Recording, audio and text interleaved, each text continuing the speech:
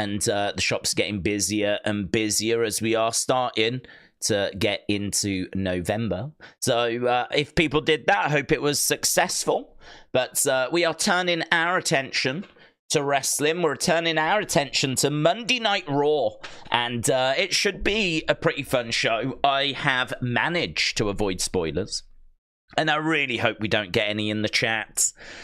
So if you do know anything, keep it to yourself, right? We're going to try and avoid them. We've got a little rundown as to what we can expect, so let's flip over, shall we? Here we've got the WWE website, and you can see that we have got Cody Rhodes set to return to Raw. We've got Rhea Ripley is looking to kick off Raw. She's going to actually open the show. We got Bianca and Jade defending against Damage Control. And we might see Lash and Jakara getting involved in that. We've got Kofi Kingston looking for payback against Bron Breakker. And we've got R-Truth squaring up against The Miz. Now, R-Truth and The Miz is going to be very interesting, of course, because R-Truth against The Miz is where we are thinking we might get Final Testament. There could be something to do with the Wyatt Sicks. I genuinely, again, don't know. I know spoilers are out there. The one thing I would say is, even if like there are things out there to do with the matches, they can't spoil the backstage stuff. They can't spoil QR codes because all of that can be inserted afterwards. So, you know, my understanding is that they record the matches that we're going to get, but they don't show the crowds like all the backstage stuff. So I do still expect stuff to be on this show that won't have been spoiled. I do still expect some stuff on this show that has not been reported. And there is every chance that we get something connected with the Wyatt Sicks. So we'll have to wait and see. It was radio silence from them over the weekend. We did get quite a bit last week, but they went quite quiet over the weekend. So, I don't know. I don't know what to expect. We know that Rhea is going to kick the show off. As we said, we got a women's tag title defense. Cody on the show. The whole Kofi Xavier thing's going to move forward a little bit. R-Truth Miz looks like it's going to be interesting, but undeniable that this is going to suffer because of it being a tape show. I'm not expecting, like, you know, the same amount of people to be joining us.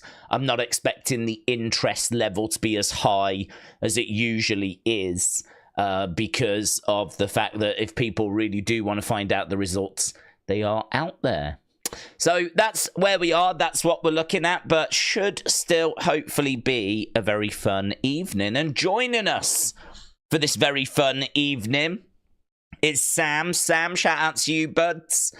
Sam said, hello, Daze. You're the GOAT. Everyone acknowledge Solo. And Sam has actually updated his profile picture to an image of Solo Sikoa.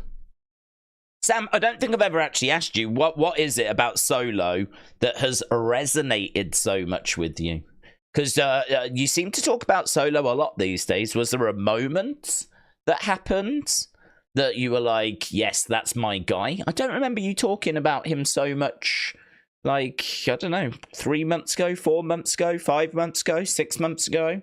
Was there something that happened recently? Like, what happened? What made you turn into, I think, maybe the only Solo stan that I've ever seen? Which is good bracket to be in, actually. That's a good place to be.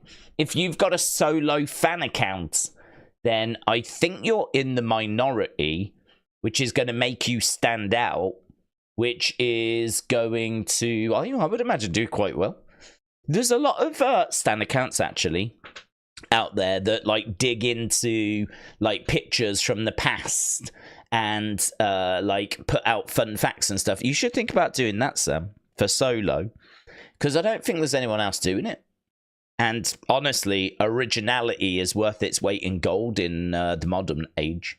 because there's so many people doing the exact same things these days that if you can do something different, you really stand out. So take your love for Solo and I'd say explore it a little bit. But yeah, genuinely, what was it? What was it that made you a Solo stan, Sam? And of course, we're joined by Carl and Dawn. Both here. Says, hello, Daze. Keep it cheeky. W6 tonight. W6. The Wyatt Sicks. I genuinely don't know. Because I must admit, right, I'm a bit confused by the Wyatt Sicks. They are definitely doing things that I would not have had them do. We've definitely gone down roads I would not have had them go down. I don't think we've gone down any bad roads, but it's just not quite what I was expecting. It's in the ballpark, but it's just, I don't know. I mean, we keep having the same kind of conversations, but obviously we do a lot of streams, so a lot of the same types of questions come up. Like, what do you think about the Wyatt Sicks? What next for the Wyatt Sicks? How do you think the Wyatt Sicks been booked so far? Blah, blah, blah, blah. Do we think they've moved on from America Made? Like, it's kind of, you know, it's going to prompt very similar answers. So, you know, a question about are we going to see the Wyatt Sicks tonight is a good question, right? It's the right question to be asking. But I just don't know, because it's very difficult, because they seem to be very angry at The Miz. And all he did was just that one moment where he turned on R-Truth. Like, I sort of feel like they've really gone off in QR codes, and they've gone off in tweets and all this kind of stuff at The Miz. And I just don't feel like his crime quite fits how they've reacted. I don't know if, like, originally he was meant to do something much, much worse. But, you know, that when he hit the R-Truth and then left him in that tag match, I mean, it was bad, but I don't know that it was bad enough to warrant, like, how the Wyatt Sicks have acted. So it makes it really difficult to know where we are in the story, because if I look at where Miz and R-Truth are in the story, still feels like, yeah, it was bad. It was a bit of a betrayal. But that's something that R-Truth can deal with at this point. They're going to have a match tonight. Now, of course, I'm expecting Miz to win that. And I am expecting the Miz to beat up R-Truth after the match. Right? So I think this is where it gets serious tonight. Because my expectation is we need to put a lot more fuel onto this fire. And so how do you do that? Well, you have the Miz beating up R-Truth after the match. If they have a match and they shake hands tonight, right, then the Wyatt Sicks have massively overreacted. Imagine if R-Truth and Miz have a match tonight and it's fair, it's competitive, and then afterwards Miz puts his hand out, shakes hands with R-Truth, basically like, look, I'm sorry, I just got frustrated the other week, and they both walk away, right? Then Wyatt Sicks are going to look stupid, because they will have massively, like, gone into the deep end, massively overreacted, when it's something that R-Truth has got under control. R-Truth and Miz, they're on the same page, blah, blah, blah, blah, blah, blah.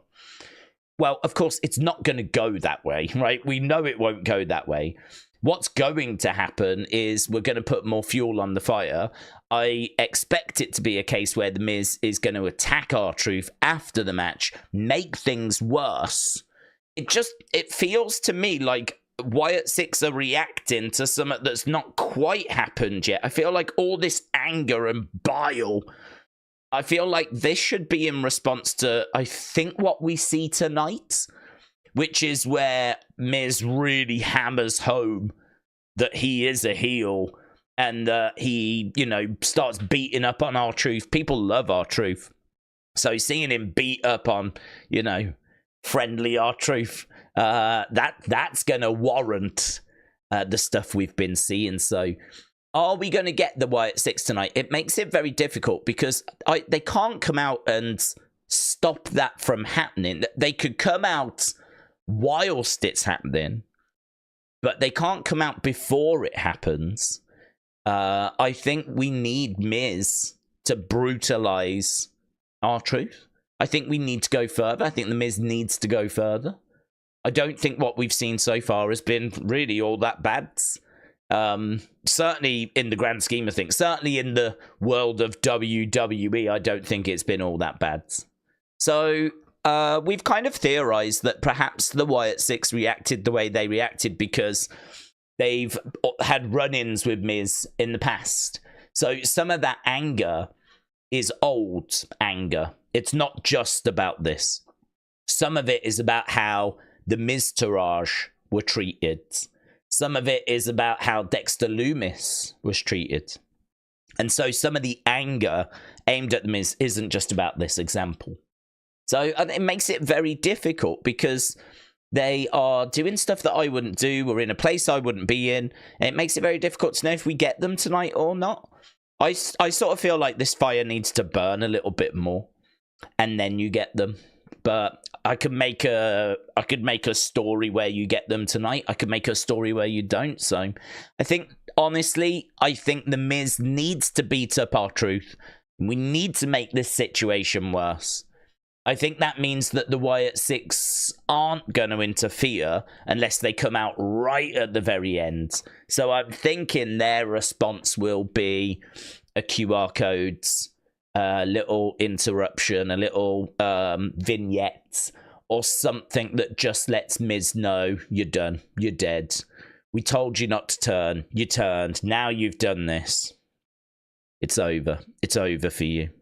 Tell your loved ones that you love them. It is over for you.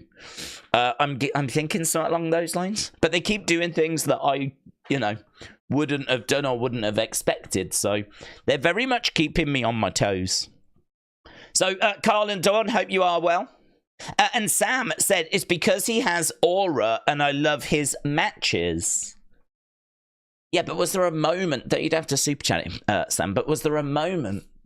Because I don't remember us talking about Solo, like say before WrestleMania.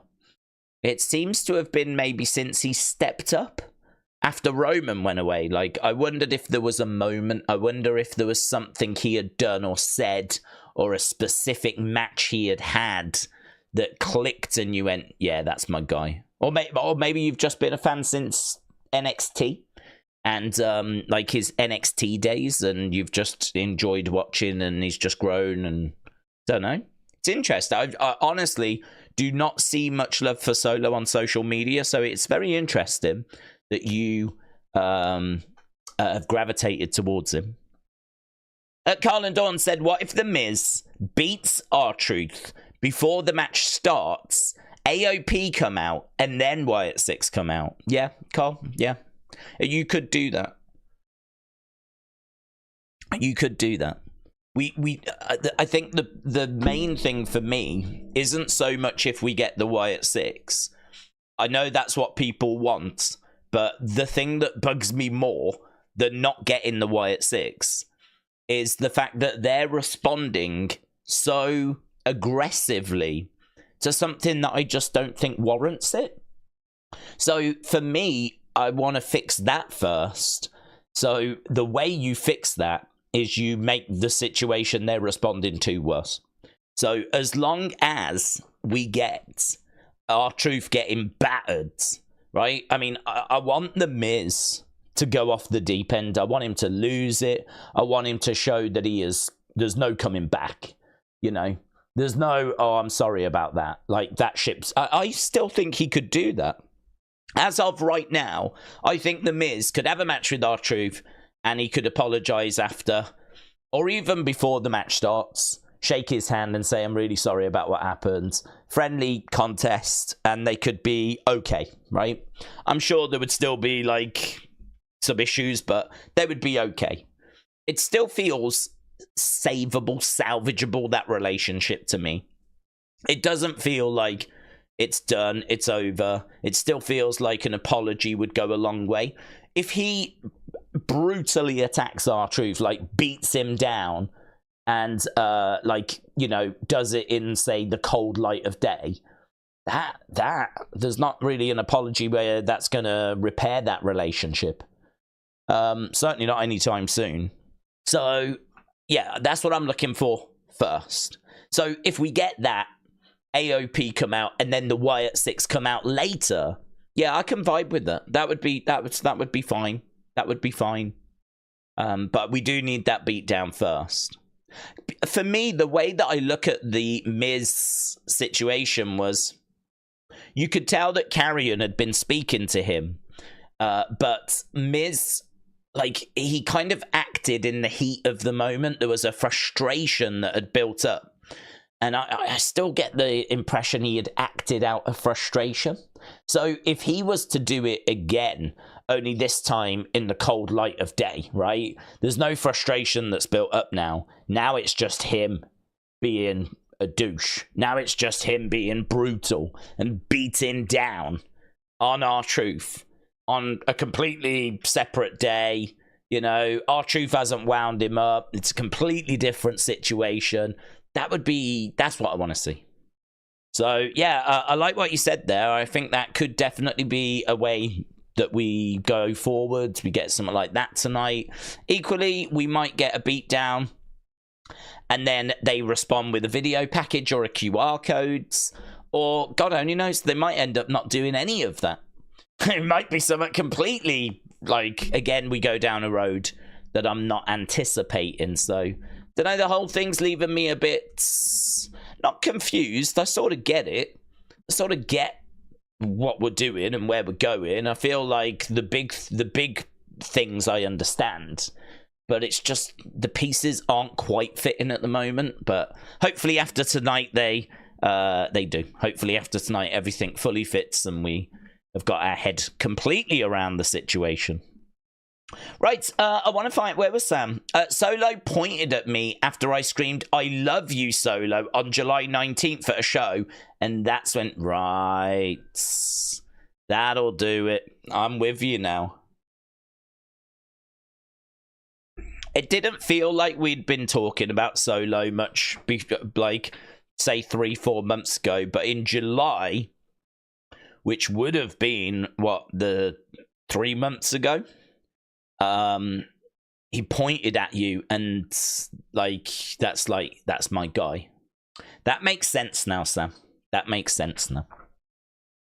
Right, Urza said Io and Kyrie tonight. Yeah, we do have Damage Control. Afzal, hope you're doing all right, my friend. Says feeling a little bit upset. Sorry to hear that. I'm feeling a little bit drained, to be honest. I had a big weekend out, and I managed to avoid drinking a lot, which I was really pleased about. By the time it got to like 11 o'clock, I'd switched to water. I was literally the only person in the place that was drinking water, but I knew that I'd had enough to drink. And it's like, if I keep drinking, I'm going to be ill. I know what my hangover will be like. So I was like, I ain't doing it. I'm switching to water. So I switched to water and managed to avoid any kind of hangover. So I was absolutely thrilled. Yeah, I feel all right. I just feel like, could definitely do with a good long sleep. I'm a boomer now. Gone are the days where I can go out for the weekend and feel absolutely fine on a Monday. Now I go out of a weekend and I'm just like, oh, I need to sleep. I need a jigsaw puzzle. I need to put the wireless on. I need some Werther's Original. Just any kind of boomer things, really. A crosswords. Just anything that boomers do. What else do they do? Knitting. Might do some of that. I don't know. So, yeah, I could have a little sleep now. I could have a little nap. But we're here, and I'm excited to see what we get on Raw tonight. Right, Matty Boom. Matty Boom, shout out to you. Shout out to you. I was just looking at your profile picture. It is of a child. What is it? Child. I think it's just a child. I didn't know if it was a child wearing a hat of some description. I'm not sure. But Matty Boom, shout out to you. Said, Daze, me and my brother are big fans. Would you be open to doing 10 minutes talk about the Wyatts on or off camera? Me and him are dying to talk to you about this. I'm 22 and I've got a background in YouTube. Well, I don't mind. I've done interviews before. They're not something which I tend to do loads of, to be honest, because honestly, my days are just filled up. I mean, I tend to do like quite long streams, and then when I'm not streaming, it takes like 3-4 hours to compile Unseen. Actually, Unseen takes so long. So long. I have to go through. I mean, like, I've shown people my notifications before, and I always want to try and get through those. And then I always have to go through the lists that I've got to make sure that nothing's been missed, because I can't really rely on people sending me everything. So not only do I go through my notifications, but then I have to go through all of those lists. The bottom line is, on a day where I'm streaming, which would be like a Monday, a Tuesday, Friday, Saturday, my days are pretty much filled up. So there is a bit of a window on Wednesdays and Thursdays. Sunday is the day I use to set my week up, so it's not impossible. I would say, Matty Boom, ping me an email, send it over to wrestlingdaze@gmail.com. It really doesn't bother me if people are professionals and all that kind of stuff. I'm not bothered, because if I was to do an interview or something like that, it ain't, you know, no disrespect, it ain't for my benefit, right? It's not something which I'm doing because I'm hoping to reach a new audience and all that kind of stuff. So it you know, it doesn't matter to me. I'm not bothered like about if people have got professional setups and all of that. Sometimes people say that because they think that YouTubers will only do it if they've got professional setups, and probably clever YouTubers would only do things with professional setups. But I would not ever do anything like that thinking, oh, I'm going to reach a whole new load of people. This is going to be a great way. No, I don't need that. So it ain't for my benefit. So ping me an email. I'll have a look at it. So shout out to you and your brother. And I hope, have you got a channel? Is it going well? I hope it's going well. I'm guessing you do interviews. Matty Boom, feel free to let people know what you do. Matty said, no worries, all love. Yeah, no worries. Yeah, ping me a message and I'll have a look at it. Uncle Howdy said, what is your favorite War Raiders NXT match? Jesus Christ. I'm not even sure I can remember any of the War Raiders NXT matches, and I watched them all, apart from the live event ones. I'm trying to think. Did they... Let me have a look.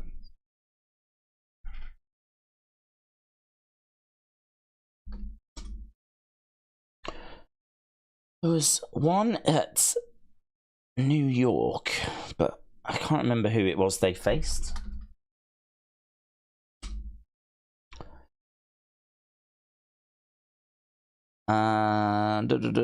Aleister Black and Ricochet, but I wouldn't say it was my favorite. It's the one that just came to mind. It was a title defense that went like 20 odd minutes. I just remember it being like really fun. But then you've got a lot of different styles there with Ricochet in the match as well, you know? So you've got like quite hard hit and everything. Honest answer, I don't have one, is my honest answer. I don't have a favourite War Raiders match. I always thought they were solid. I think part of the problem was they kind of came along a little bit after the division had really cooked. So War Raiders, you know, 2018, 2019... If you go back a little bit before that, when you're dealing with the likes of the Revival, you know, the Revival were just amazing. And American Alpha. I mean, I feel like the tag division was really cooking. And then it lost a lot of great teams. And it really sort of settled down. It really settled down and kind of got to a point where you had the Viking Raiders, and they were fine. They were good. But I don't remember them ever really setting my world on fire. I don't know why, but New York came to my mind. That's the first show I've just looked at. And they took on Aleister Black and Ricochet.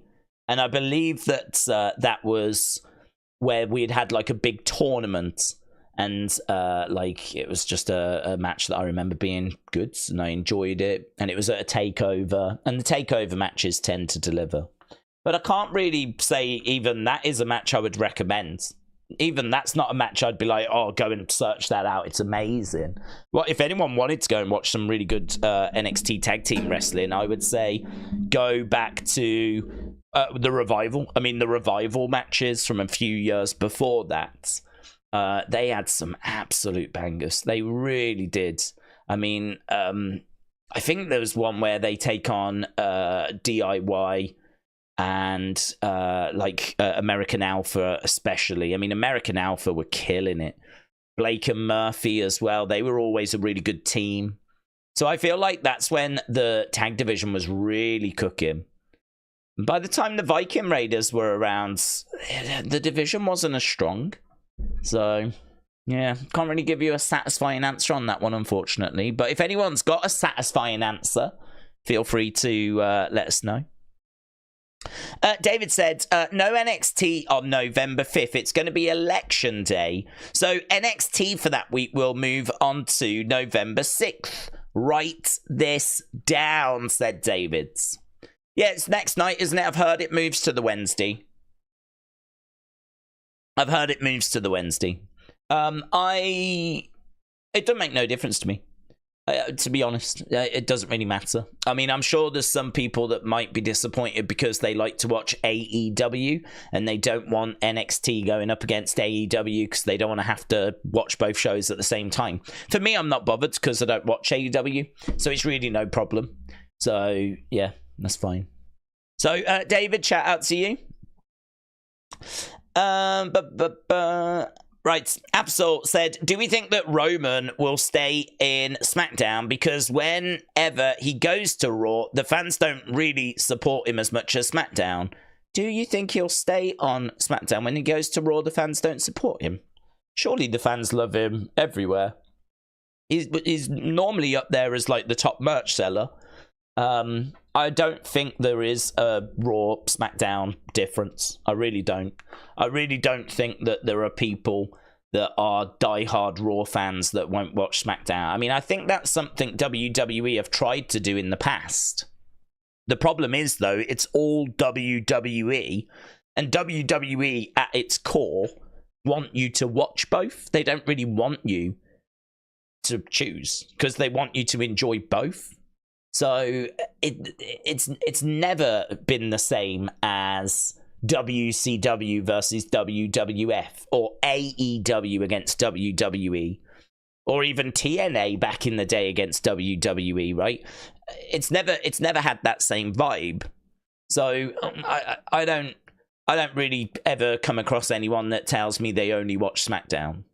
I don't really ever come across any. I'm sure there is some people that do, because if you look at the ratings, consistently, the ratings for SmackDown when they were on Fox were like 2 million, 2.2, whereas the ratings for Raw were 1.7. That would imply that there were 300,000 people that were only watching SmackDown and not watching Raw. So it would suggest that there are people out there that do that, but to be honest, I think they're just casual fans. I think they're just casual fans that just watch SmackDown because it was on after whatever they were watching before. And, like, they weren't invested in WWE enough to go and search out the rest of it. But if you are so invested that you would buy a ticket and go to the show, I don't think there's any difference. I think Roman gets as big a reaction on Raw as he would on SmackDown. I really don't think there's any difference. So, no, I think he could end up going anywhere. The only thing I would say is I think, is staying on SmackDown, because I'm sure I've heard that he's staying on SmackDown.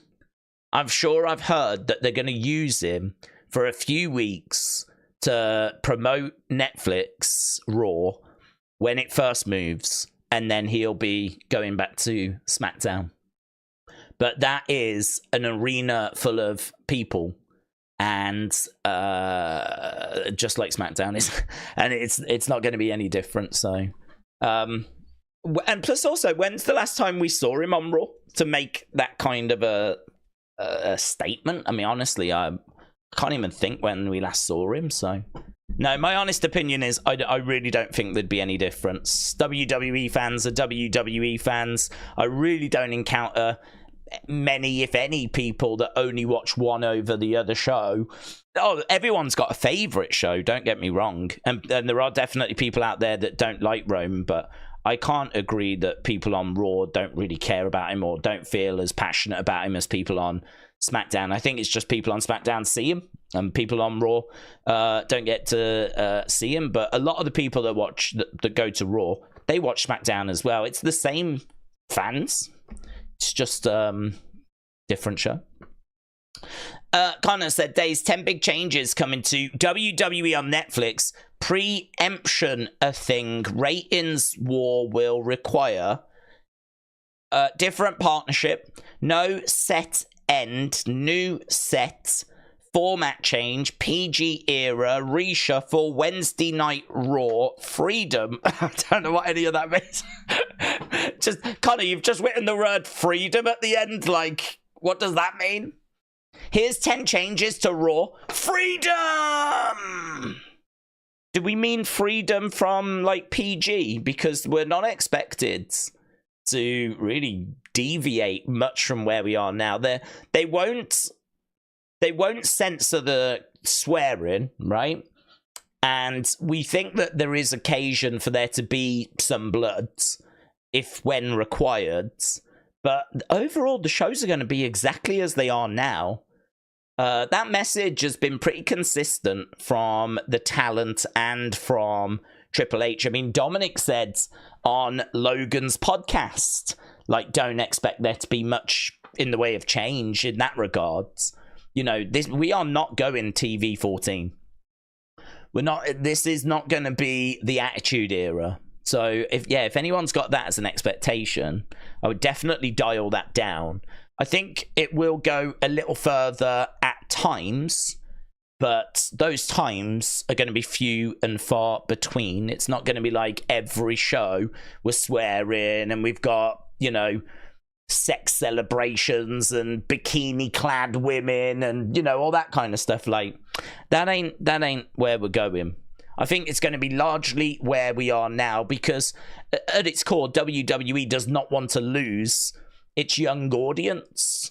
You know, there's a lot of kids that watch WWE and they don't want to lose those kids. They don't want to lose those kids. They want those kids to still engage in the product because those kids pester their parents to spend money. Those kids are really good for license agreements because if you're WWE and someone comes to you and says, I'm going to pay you $20,000 or $30,000 or $50,000 because I would like to make some curtains that have WWE superstars on, then WWE will go, okay, you can make those curtains. It's going to cost you $50,000 a year. And we want 5% of the profit, right? Something along those lines. And so once that agreement's in place, this company go off, they make their curtains. WWE gets a percentage of the money. WWE don't have to make anything. Someone's making it for them. They get a percentage of it, blah, blah, blah, blah, blah, right? Well, if you cut out the kids, all of a sudden there's a load of them companies that are not going to come to you and say, I would like to make curtains, I would like to make bedspreads, I would like to make calendars, I would like to make, I don't know, kids' party sets, or whatever, right? There's going to be a load of those companies that will be like, no, that's not going to be right for our demographic. And so you're just cutting away opportunities for money. You're just, you know, sponsors, advertisers, license agreements, all becomes a lot harder, all becomes a lot more difficult if you move away from the PG product. And one thing we know about TKO, one thing we know about WWE is they love money and they love making money. You know, you cut out the kids, all of a sudden, is it easier to sell tickets? Probably not. Is it going to be easier to sell merchandise? Probably not. Are you going to have as many licensed people coming? Probably not. Just all becomes so much harder. So this is why I'm not expecting there to be much in the way of change. But they have said that it will, you know, for those that get frustrated at the fact that there's black screens sometimes and there's, you know, a lack of swearing, or they wish there was a bit more blood. You will see some of that get turned up. You will see some of that get turned up, but I think it's only a slight moving of the dial at certain points rather than us just completely abandoning the PG rating, you know. So, yeah, that's kind of where we are with expectations. Shockwave said, with Raw being taped, I'm hoping it doesn't feel like another rush job, trying to squeeze in as much as they can in 2 hours. Well, yeah, it was definitely a big talking point from last week. We'll just have to see. I do still think, though, that people are thinking about it, and that is not helping. So, for example, SmackDown is 2 hours, NXT is 2 hours, but you don't really ever watch that show and think about, you know, should it be 3? You know, that you just watch the 2 hours that you get, and, you know, that's it. We're used to it. With Raw, it's always been 3. So last week, everyone was thinking, should it still be 3? Is it right that it's 2? How does it feel that it's 2? And I think that analysing resulted in a lot of people saying, no, I preferred it when it was 3. So that question will, you know, hopefully die down. People won't be asking that so much in a few weeks' time. They'll probably do it again this week. But in a few weeks' time, once we've had a few 2-hour Raws under our belts, all of a sudden then people won't be mentally asking themselves that question. They'll just be watching Raw for what it is. And I think that will help. Because, you know, if people aren't asking themselves that question, then I don't think will be as prominent. But yeah, you know, it did feel a bit rushed at times. I do think they're trying to get a square peg in a round hole. I do think everything about Raw is set up for 3 hours. But we've said this isn't their choice. That's something that I think there's a lot of people out there don't understand, is that the TV network is the reason why they went to 2 hours. It's not the network said, we'll keep you until you move to Netflix, but we're only keeping you for 2 hours. So WWE can't do anything. So it just is what it is. So we'll have to see how it feels this week. I agree. Connor said, have you heard that Cody wants UK WrestleMania in the next 5 years? No. Cody said that he thinks the next 5 years is realistic.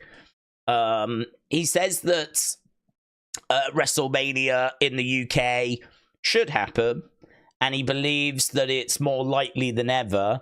And he said, I don't know anything, but if I was to, you know, kind of have a bit of a guess, I would say, you know, some point within the next 5 years. So that's what he said.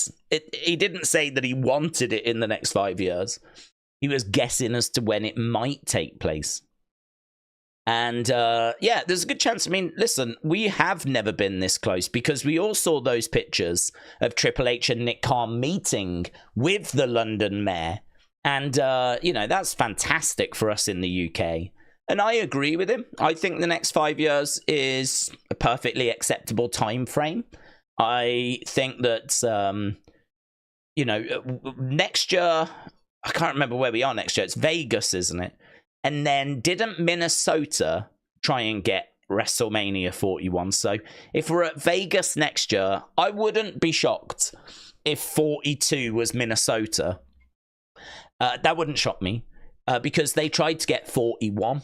So, you know, listen, the easiest thing in the world is to go, listen, we're going to give WrestleMania to Vegas, but we will give you WrestleMania 42. How does that sound, right? I mean, that's a good workaround. But I don't think they've got an agreement for 43 or 44, you know, or 45. And with London showing such an interest and them having that meeting, yeah, I think the next 5 years is very achievable. So it's good. It's all good news. We'll have to see how it plays out. Lisa said, thoughts on wrestlers arguing and responding to fans on Twitter after there was a massive argument between FTR, JD, where Grimm has now got involved. Well, I honestly, I'm not just saying this. I have not seen any of that. If that's happened over this weekend, then I've not seen any of that. How do I feel about wrestlers arguing, responding to fans on Twitter? Impossible to say, to be honest. It really depends on what the issue is and what's being said. So, for example, I kind of called out an example that I thought was, listen, everyone's got an opinion and everyone's entitled to share that opinion, because that's what I do. I sit here and I share an opinion. You lot in the chat share your opinions. That's what we do, right? That's the world we live in, people sharing opinions. So it's a bit hypocritical to say the wrestlers can't share opinions, right? Or whoever can't share opinions. The only thing I would say is I'm not being paid by WWE. I'm not being paid by any wrestling companies. So I don't represent anyone but myself, right? The only person I represent is me, is this channel, right? So every comment I make is representative of me, of Wrestling Daze, blah blah blah, right? I'm not representing AEW, I'm not representing WWE. So there is a slight difference there, right? So if you're paid by WWE or by AEW and you're going to argue with fans, you have to remember that you are representing the company that you work for as well. It isn't just a case that you are you, right? This isn't a personal account. This is you being you. So, you've got to be very, very careful with what gets said, which is why context is going to be very important here. So, for example, Samantha Irvin, she put out a message where someone said, listen, I love these girls, but I don't know why Bad Blood needs a host, right? That was the comment that someone had made. And I agreed with that comment, right? So, first of all, she said, I love these girls. She started by saying, I love Bianca and Jade. Naomi hadn't been announced at that point. I love Bianca, Jade, so no shade there, right? I just don't understand why Bad Blood needs a host. And honestly, that's something we would talk about on here. We would say something like that. We would say, why does Bad Blood need a host? Like, what are they gonna be doing? Like, why does it need a host? You do a host for maybe WrestleMania or SummerSlam, but Bad Blood's, it's a bit weird, a bit strange. And that's all this person had said. And Samantha quote tweeted it and said, y'all just can't be satisfied, can you? Or something along those lines. Y'all just can't enjoy the show, can you? Basically saying, have you really got to complain about everything, right? And I really, really disagreed with Samantha on that. I really disagreed with Samantha because I just think, like, that's not, it was not aimed at her. She was not tagged in it. So she has gone out of her way to comment on something that had nothing to do with her. And also she commented on something which I thought was quite reasonable. If the person had said, Bianca and Jade are rubbish, they can't wrestle, they're an embarrassment, go off on them, I wouldn't stand in the way of superstars going off on that, because that's dare I say, a troll, but like, that's someone that you don't have to express that opinion on Twitter, you don't have to be negative like that on Twitter. You can ask questions like, why have we got a host for Bad Blood? No one's being hurt in that comment. There's no victim there, right? So I really disagreed with, like, it wasn't a big problem, right? It's not like I hate Samantha now, but I saw that and I was like, nah, that's just not the fight, really. I just really don't think that's a fight that she should have picked, or I just didn't think it was a good look. It just seemed just petty. I don't know, like, but we all have bad moments, don't we? We're all, waking up. Sometimes you're not in the best of moods. Sometimes you're a bit drained. Sometimes you're, maybe not thinking straight, whatever, and you see a comment that just rubs you up the wrong way. For some reason, she felt like just saying what she said. Well, yeah, it's her opinion. She's entitled to do that. But then we are entitled to then critique her opinion, right? I mean, this is how the world works. I say plenty of stuff that people disagree with. So, that at the end of the day, it doesn't really matter. I can't say that wrestlers can't do it, because it'd be hypocritical to say that we can share opinions and they can't. But the only thing I would say is they then open themselves up to more opinion, because, straight away people are going to agree or disagree with what they've said, like the example I just gave with Samantha. So it opens it up. It doesn't end the conversation. If anything, it makes the conversation bigger, right? So they should bear that in mind. And then the other thing they need to bear in mind is that they are representing a company. And so you're not just representing yourself like I am, or like JD is, or like Grim is. They're only representing their own channels, their own selves. They don't have to worry about HR, HR might not like that I've done that. Whereas the wrestlers do need to think about that. So, yeah, it really depends on context. It really depends on each situation. It's not a blanket, one size fits all type situation. You could put in a rule where you just don't, that's it. If you ran a wrestling company, you could put in a rule where you just don't interact with the fans, and that's it. I think that would be a shame, because then, you've got people that love getting follows, love getting likes, love getting responses. We've actually shown Carrion responding to some of the fans in our community about the Wyatt Sicks thing. People getting in touch with him going, oh, you're in trouble now. And Carrion, like, replying with laughing face emojis or whatever. Like, that's brilliant. That's part of the game, part of the fun. That's brilliant. Shown in Unseen. I mean, Unseen don't get that many views, but, it's all good stuff, isn't it? Keeps him in the conversation. I would say that's good self-promotion, to be honest.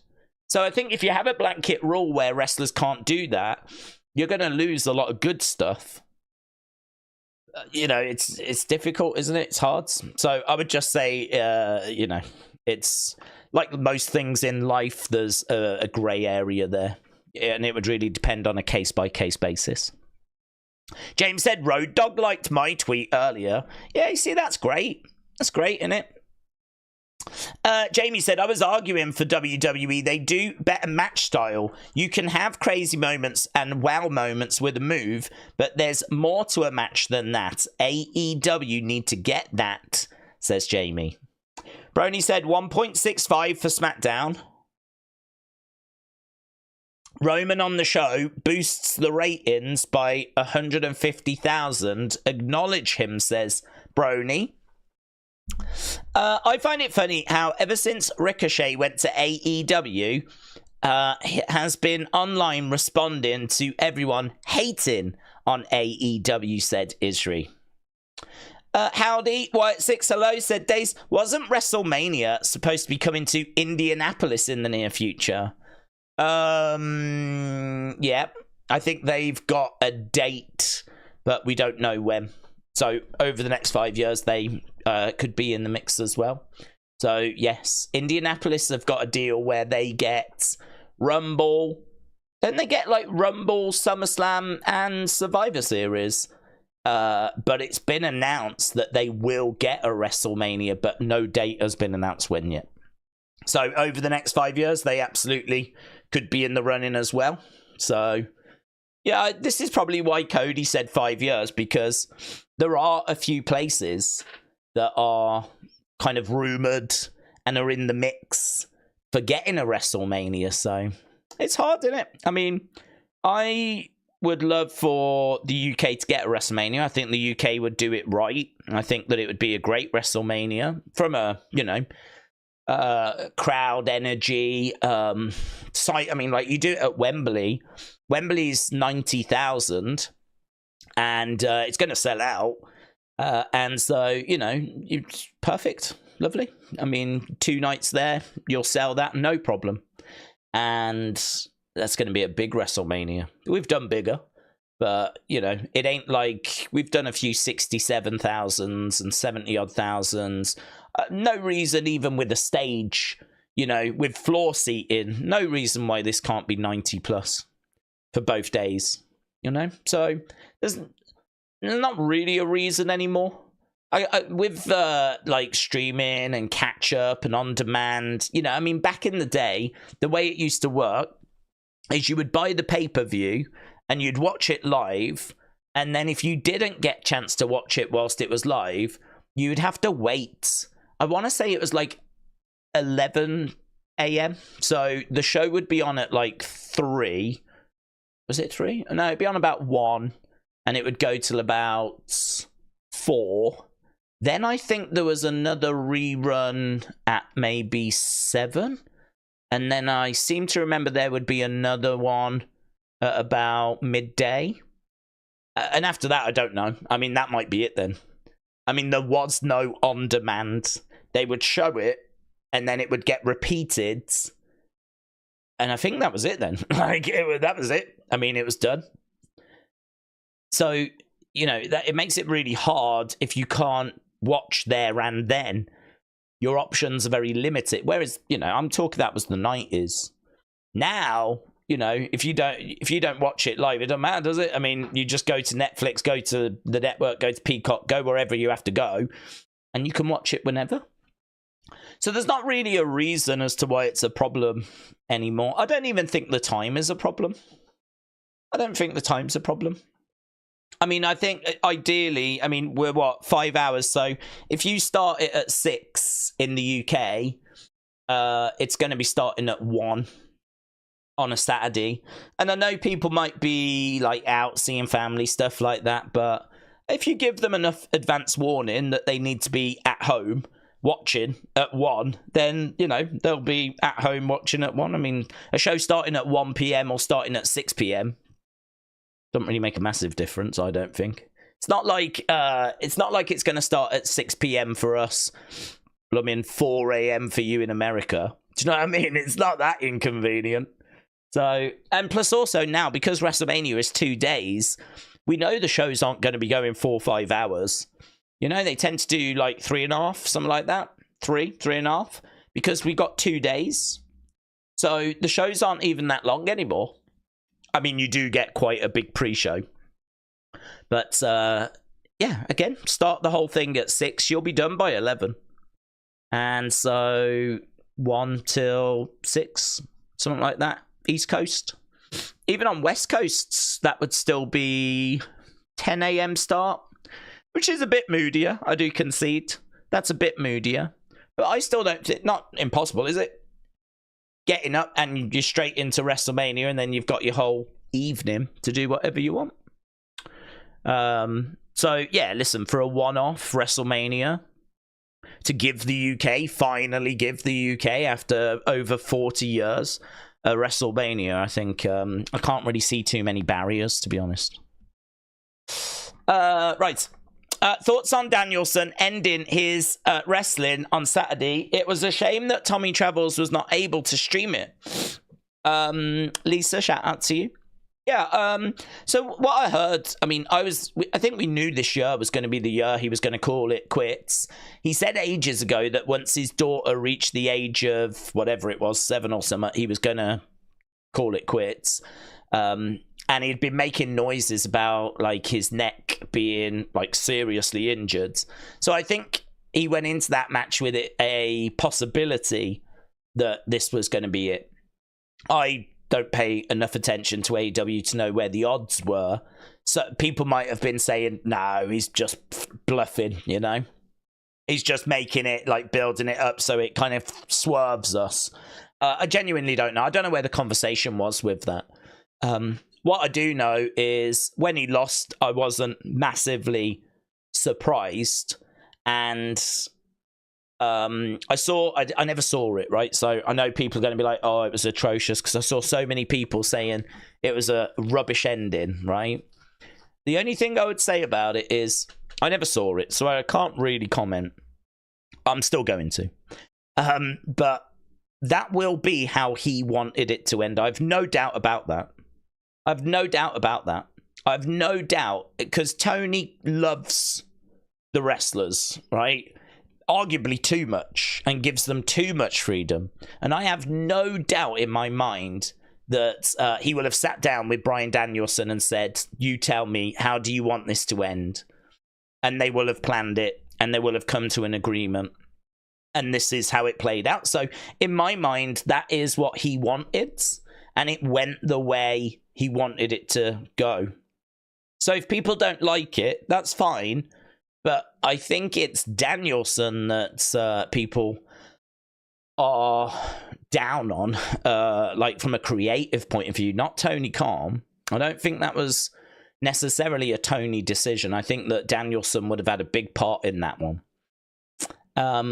So for me, I've said before, I do think if it's your last match, I do prefer to see the wrestlers lose, because it's a bit of a tradition. It's not a tradition that's always followed, but it is a bit of a tradition that you lose your last match and you put someone over. I mean, if you think your career has been 20 years long, right? Hopefully you've had some great moments, and hopefully you have benefited by people laying down and letting you get the win over them, and that has helped you build your momentum, right, and win titles and all that kind of stuff.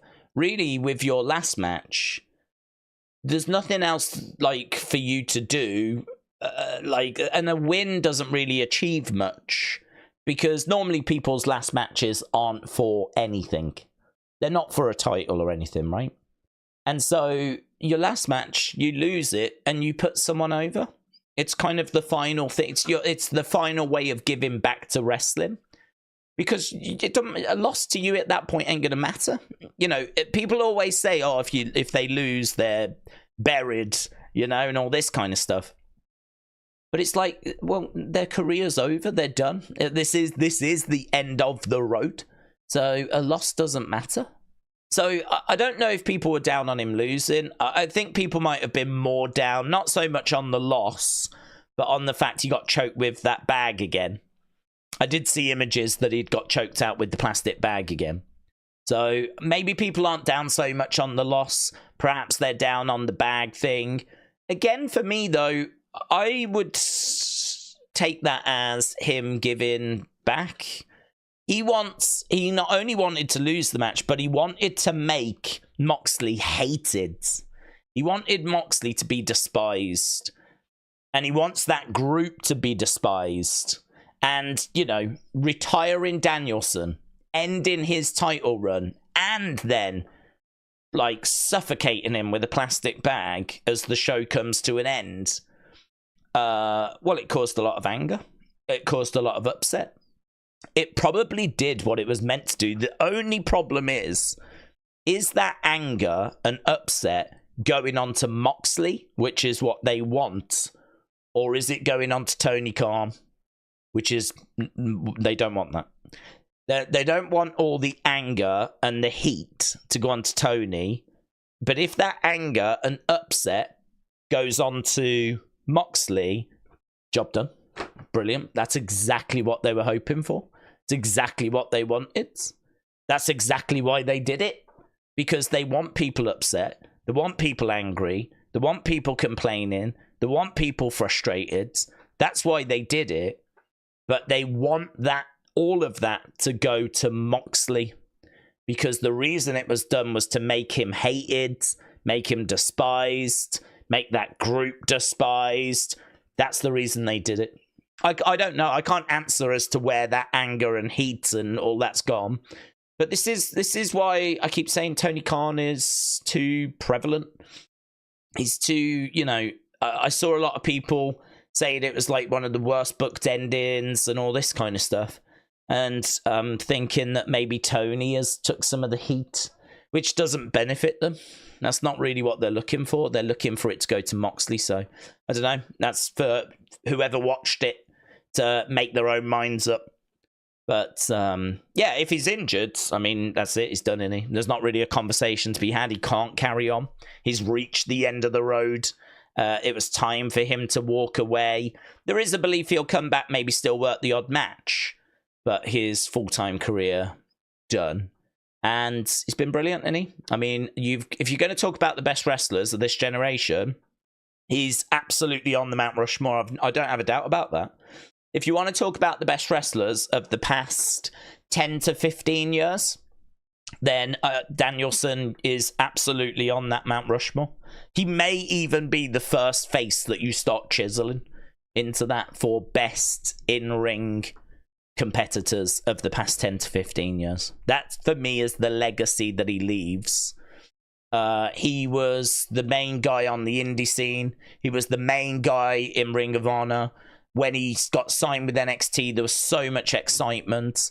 He came through that process as a big star. Early, like you think about like 2010 going through to when he finally wins at WrestleMania 30, 2014. I mean, I would say the past 10 years have been a little bit rocky because his injuries have hit. You know, he wins at WrestleMania 30 and then, you know, has to vacate the title. And then obviously wins the IC title a year later, and I think vacated that, didn't he? So I just remember, like, and then of course the retirement, and then there's a big period there where he's out the ring. And then, of course, he does come back, has that heel run where, you know, he is part of Kofi Mania, which is really cool. That was a good chapter in his career. And then, you know, ends up going to AEW, and I think, you know, it's really worked for him in AEW. I did not like him in Blackpool Combat Club. I was not a fan of that. I love Danielson in his singles matches. So him being in Blackpool Combat Club for me was really suffocating him. But I would not be shocked to find out that they had to do that because of his injuries. That he needed to be in a group, in a faction, so that he didn't have all the workload on his shoulders. I would not be shocked to find that out, you know, at some point. So, yeah, I wasn't a fan of him in Blackpool Combat Club, but when he was having his singles matches in AEW, he did so well. It's like his matches always get him lots of praise. There were always matches that I would look forward to whenever I was watching. It was, you know, it became less and less enjoyable AEW for me, which is why I stopped watching it. But one thing that was always consistent was Danielson's singles matches was always something that I could, you know, look forward to.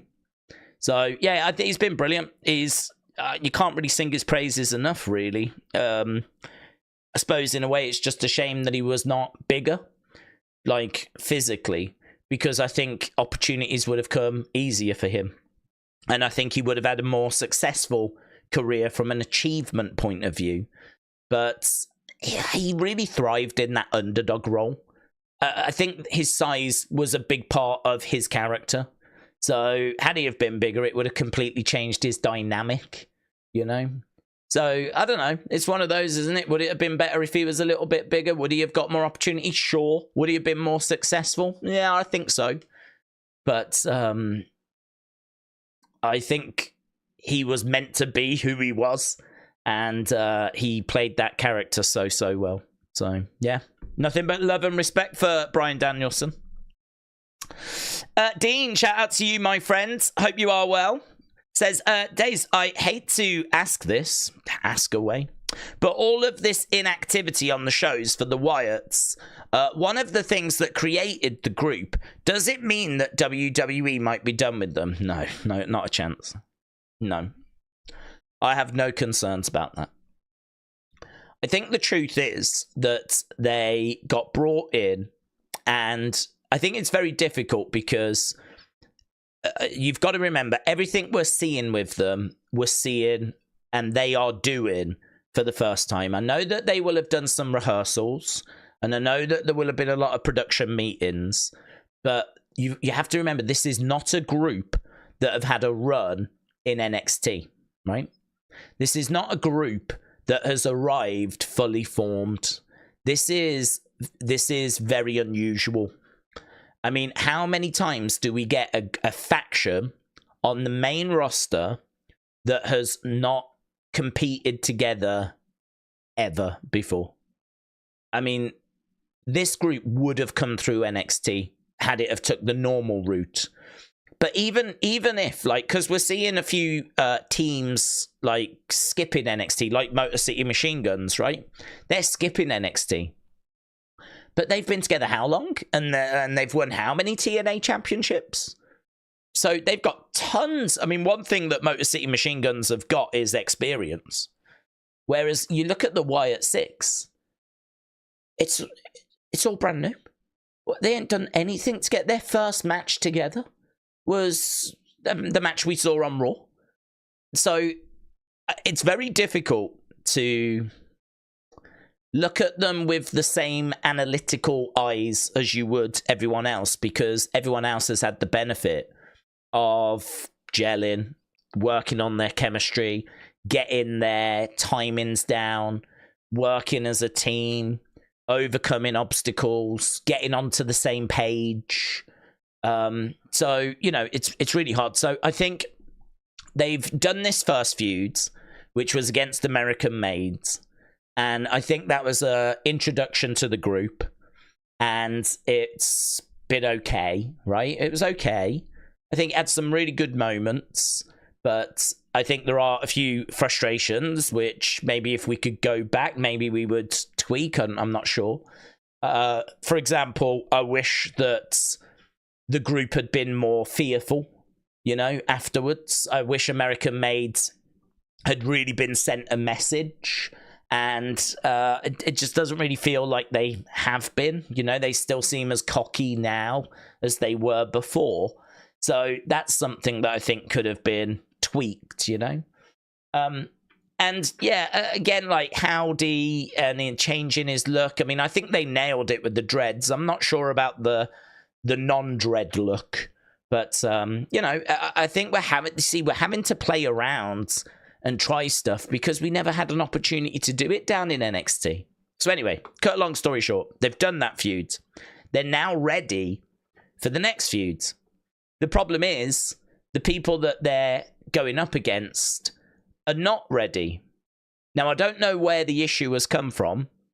I don't know why we ended the Wyatt Sicks American Made story probably a good couple of weeks before we needed to. Right? I think the plan, to be honest with you, is they ended it because they specifically wanted a period of time where we do Nightbirds.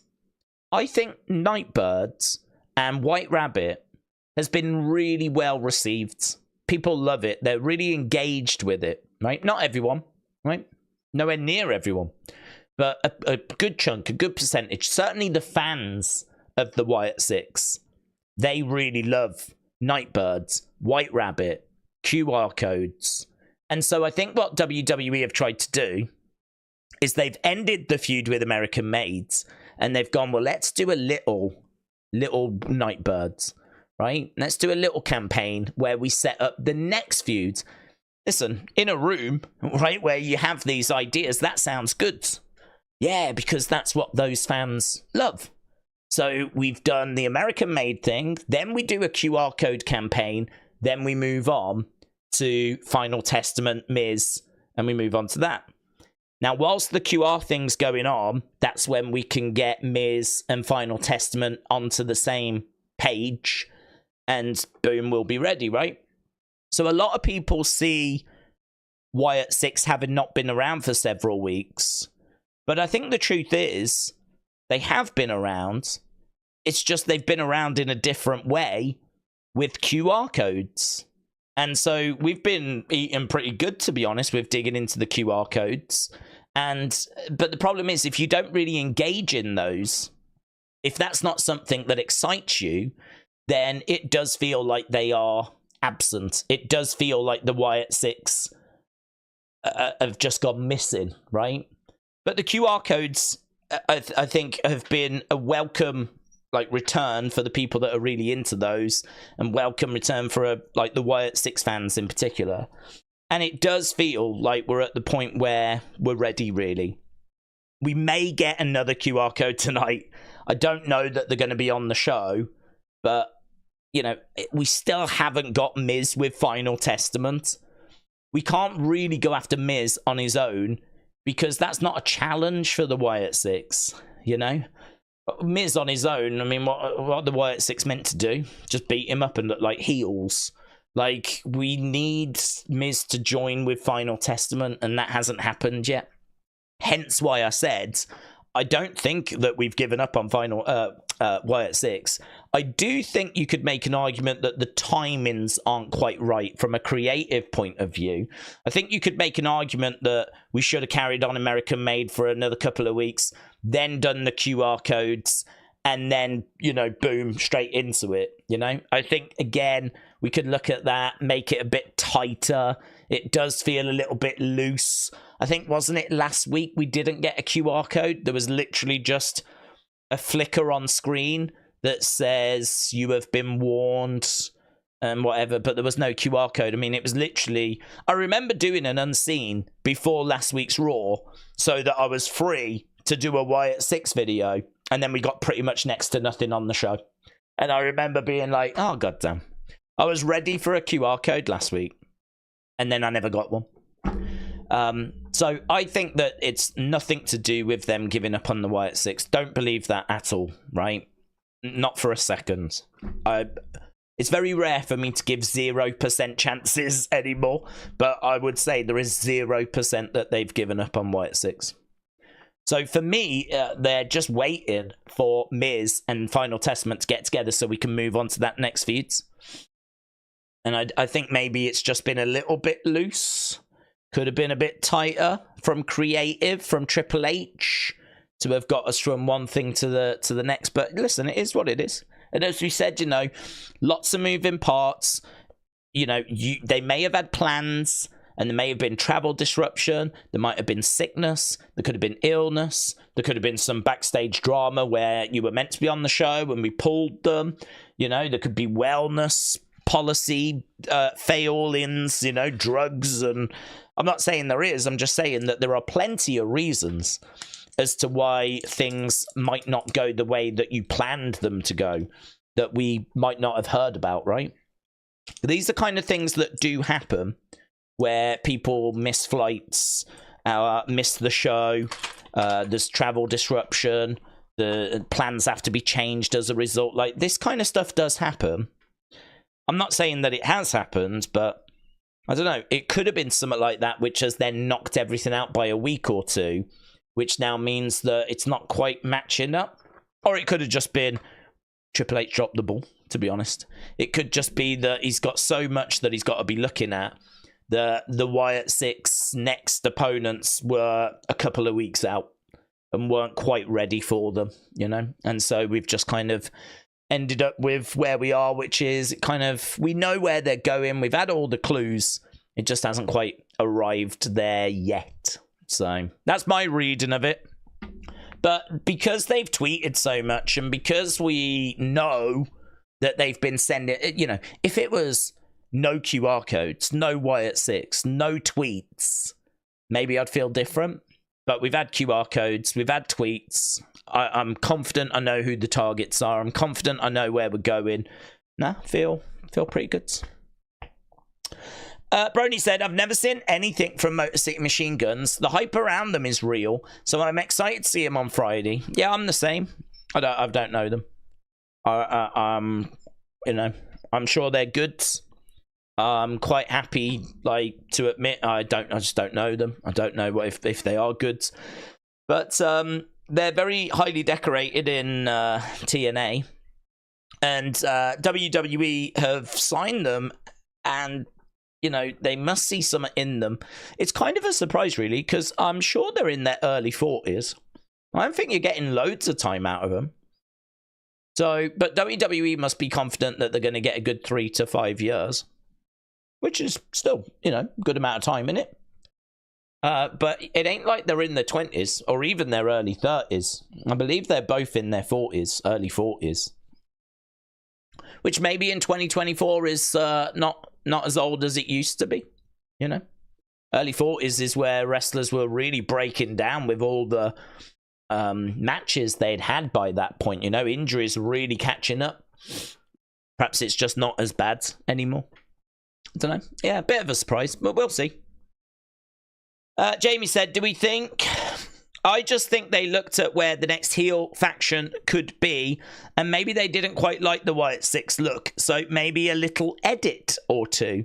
We'll see, says Jamie. Kim Shane said, I've listed a load of WWE merchandise ideas. My favourite is the hot dogs endorsed by John Cena called Cena's Wieners. I like that.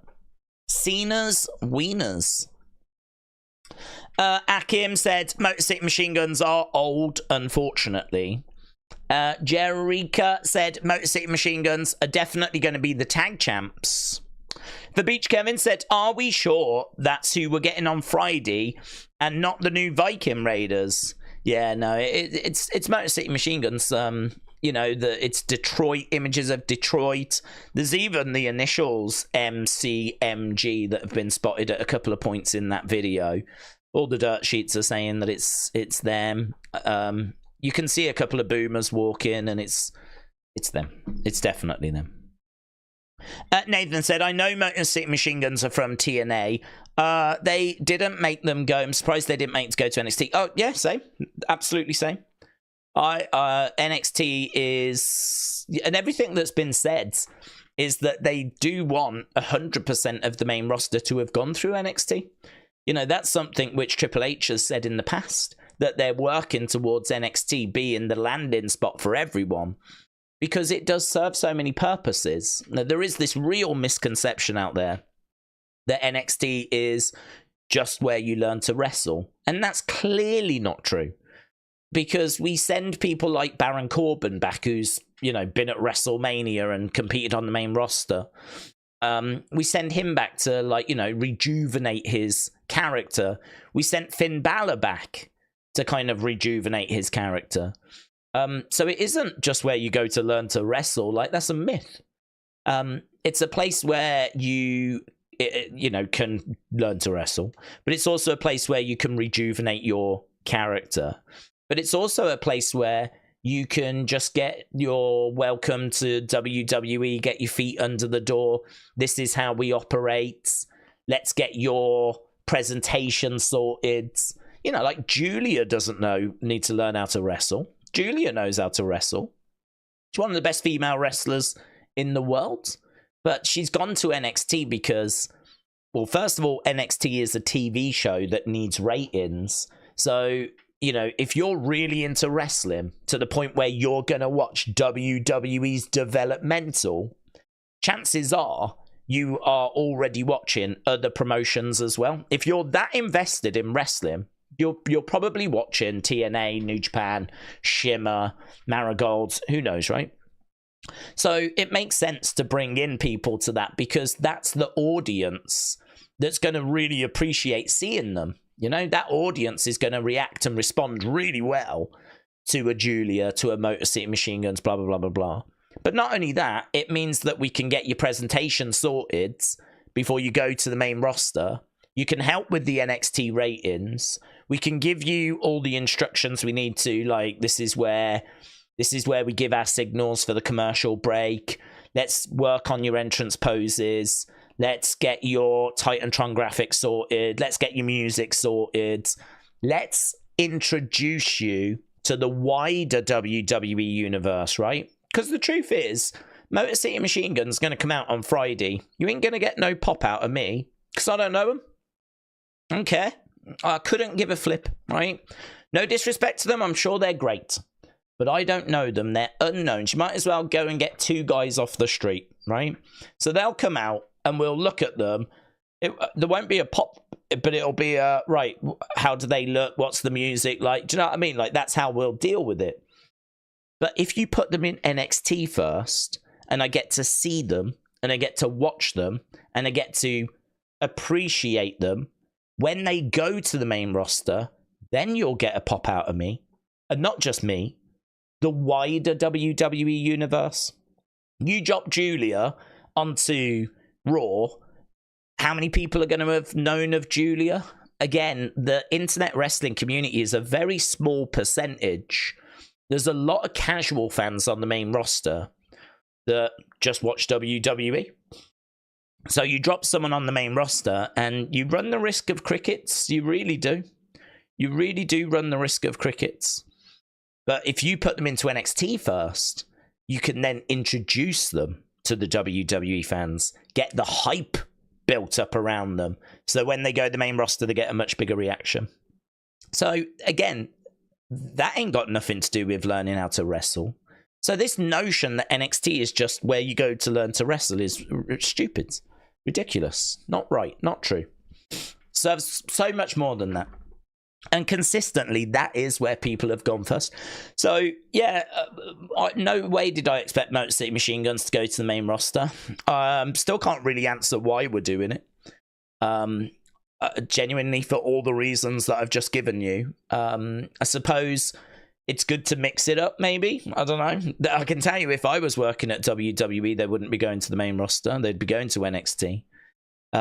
Same with Lucha Bros, same with Julia, same with Stephanie Vacour, same with Ethan Page, who's just gone to NXT, same with Sean Spears, who came back and went to NXT.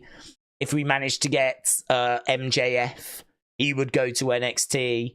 If I worked in WWE, my blanket arrangement would be you go to NXT first. Jade Cargill should have flipping gone to NXT first. I don't think there'd be much arguing with that.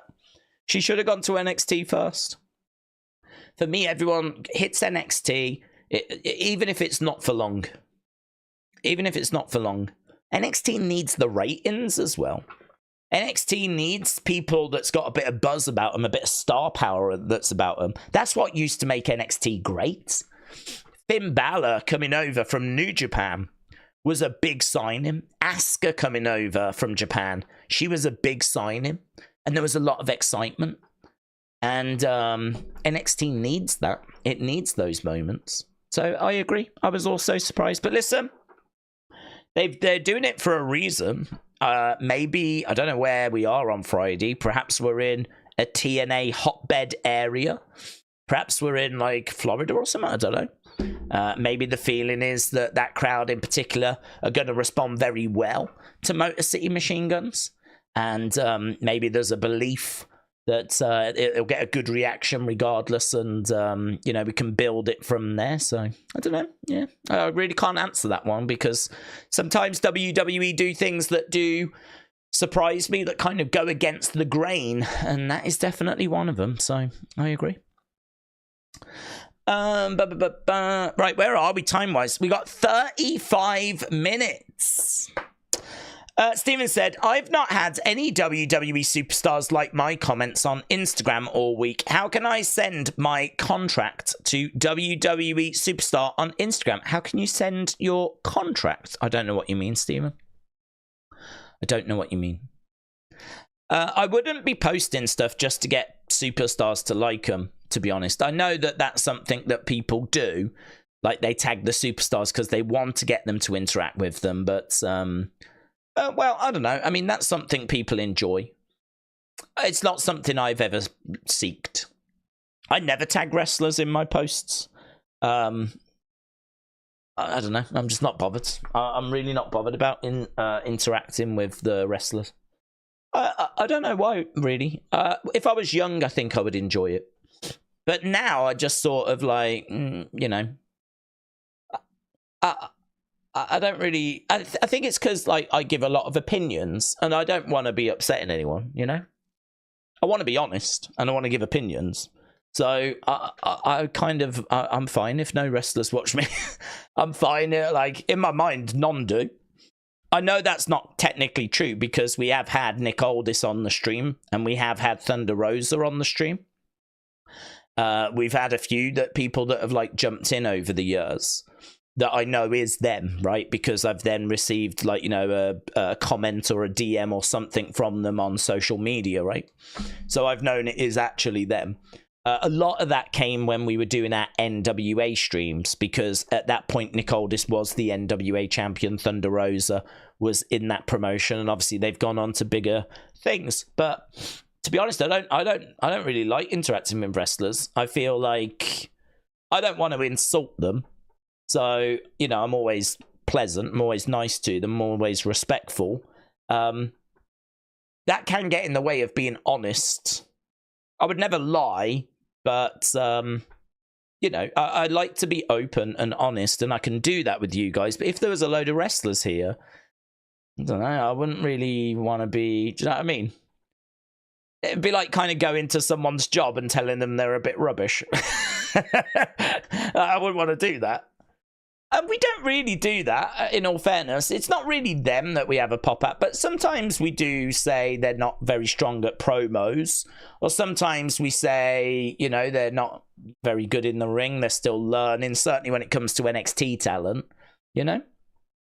So we do, you know, we do kind of give our opinions, whatever, so... Yeah, I don't know, I don't really look for wrestlers' attention. On Twitter or on here. So this is also why I don't bother with interviews. I probably could do some interviews. I'm sure. I mean, I've definitely have had opportunities in the past which I have not pursued. But you know, I think there's channels that do that on a consistent basis that's what they're set up to do, and they are better. Chris Van Vliet is excellent, isn't he? I mean, I think he does a fantastic job. So, you know, his whole channel is set up for that. More power to him. I think he's great. But, yeah, I don't know. That's not something I've ever really pursued or have been interested in. Wrestling Russ, hello. Hope you're doing well. Hi. Hi, Wrestling Russ. Where are we time-wise? Half an hour. Half an hour to go. Mayor Pete said Alex Shelley of Motor City Machine Guns was in NXT for a bit in 2020. Yeah, like a match. Well, he was like wasn't he a partner of like Kushida for like a match? It might have been a match or maybe two matches. Flipping no one's going to remember. So that ain't counting, right? If we think that means that they've ticked the NXT box, you can forget that. Motor City Machine Guns would go to NXT under my watch. Big Time, hello, said Daze, look at the main event scene in NXT. It feels like pulling teeth to find Trick some credible opponents. Wesley Obafemi will fill that void in the time being. Yeah, well, Wesley definitely, because he came out on Tuesday, didn't he? And he was confronting Trick at the start of the show. So Wesley looks like they're definitely moving him into that position. So, and Oba's free, but I think Oba's the one that beats Trick, so I don't think we can go to Oba just yet. So I'm thinking we get a pretty lengthy feud with Wes, and then maybe we do someone after that. I don't know who. I really don't know who we would turn to, but I think Oba maybe around WrestleMania, maybe. Because I think you give Oba a run with the title, and really Trick's ready for the main roster. Trick's super over. He can wrestle. Match quality is good. Promos. He's so confident. I mean, the guy goes to rap battles. I think, and he does like rap songs. I mean, he is such a confident talker. And he has some good little kill shot lines as well in there. So I think that he, for me, is ready. I would definitely be looking for him to go to the main roster really whenever. But I don't see a need for him to go before WrestleMania. But I think he could be one of those call-ups after WrestleMania. So Trick maybe drops the title, stand and deliver, and then gets called up just after WrestleMania. So if we've got to try and get through 5 months or so until we get to Oba, I mean, Oba could try and fail and then win a rematch, but I don't know that you would want to do that for Oba. I think Oba's someone that you would just put the belt on straight away. So, yeah, Wesley, maybe someone after that, and then Oba. But even that's going to be tricky, isn't it? Might have to be Wes, someone, then Oba. We might need to find another couple of names. But, I mean, there's people around. There's people that we can use. We could do a little something with Brooks Jensen for a little bit. He's with Sean Spears. So, you know, we could just do a little something there that will kill a bit of time at the end of the year.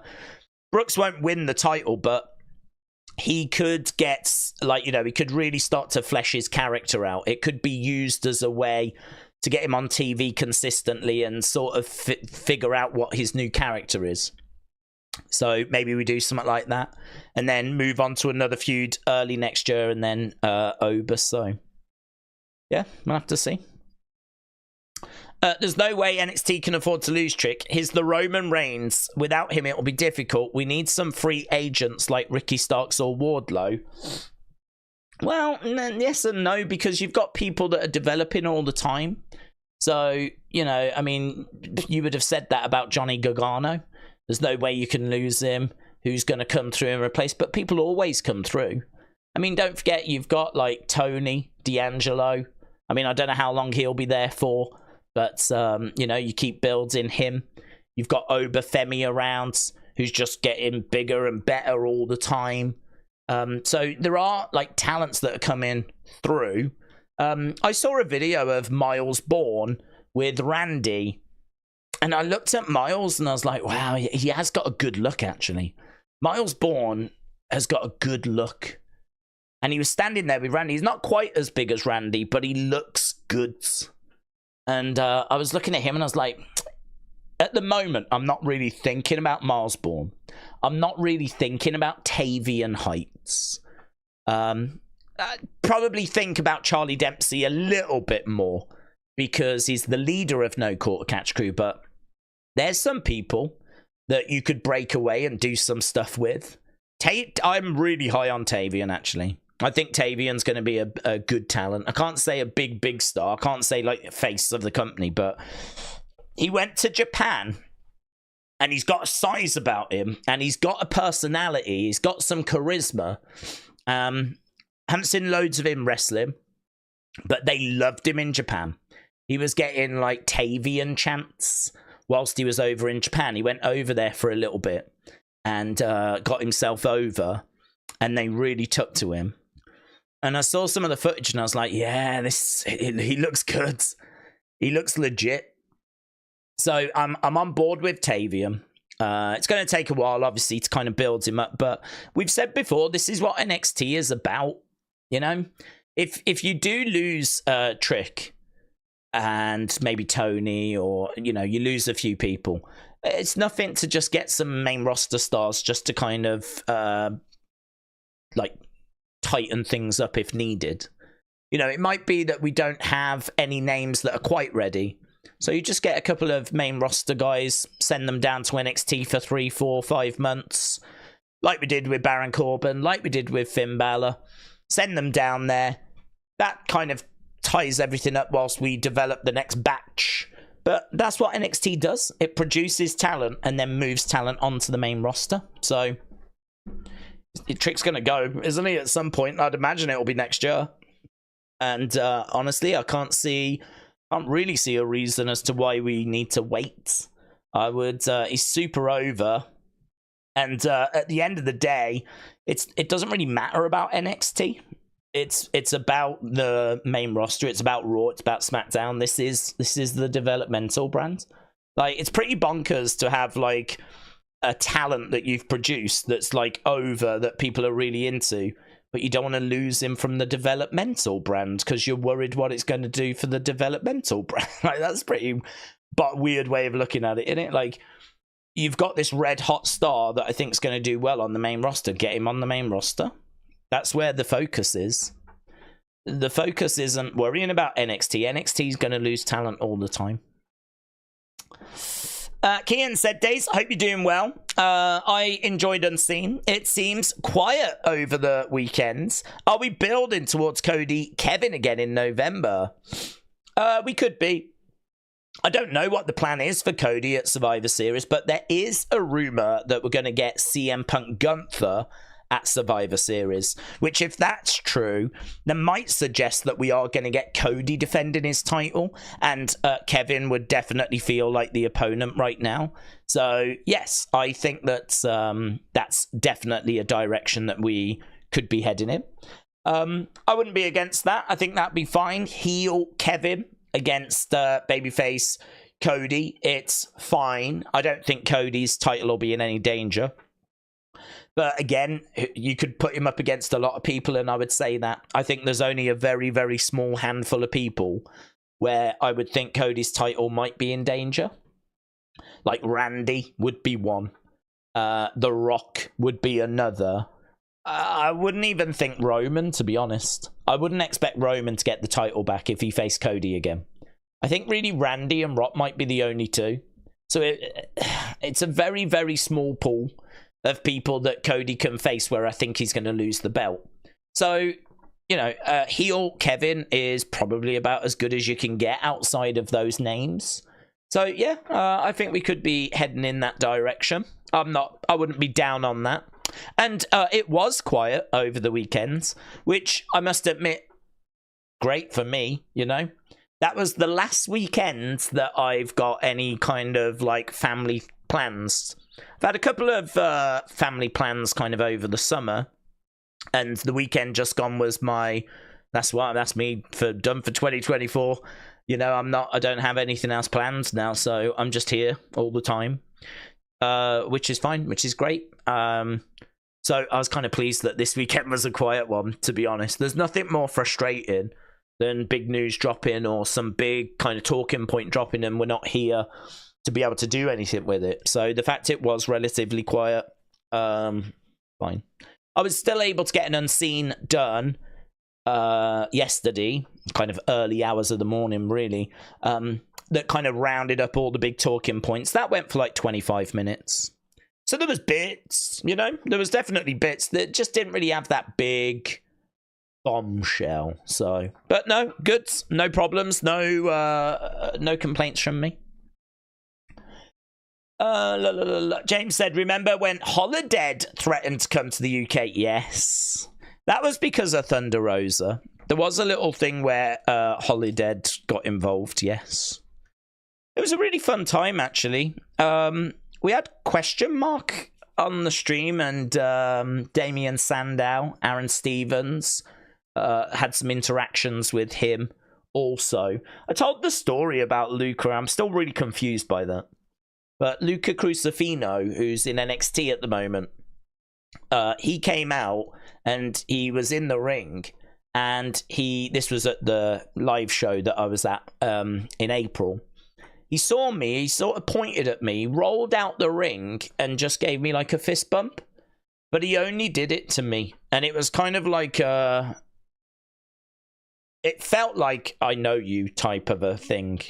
Like, it was just really random, you know? He just pointed at me. He'd come down, he'd got in the ring. Had he have been walking around shaking everyone's hand, wouldn't even think about it.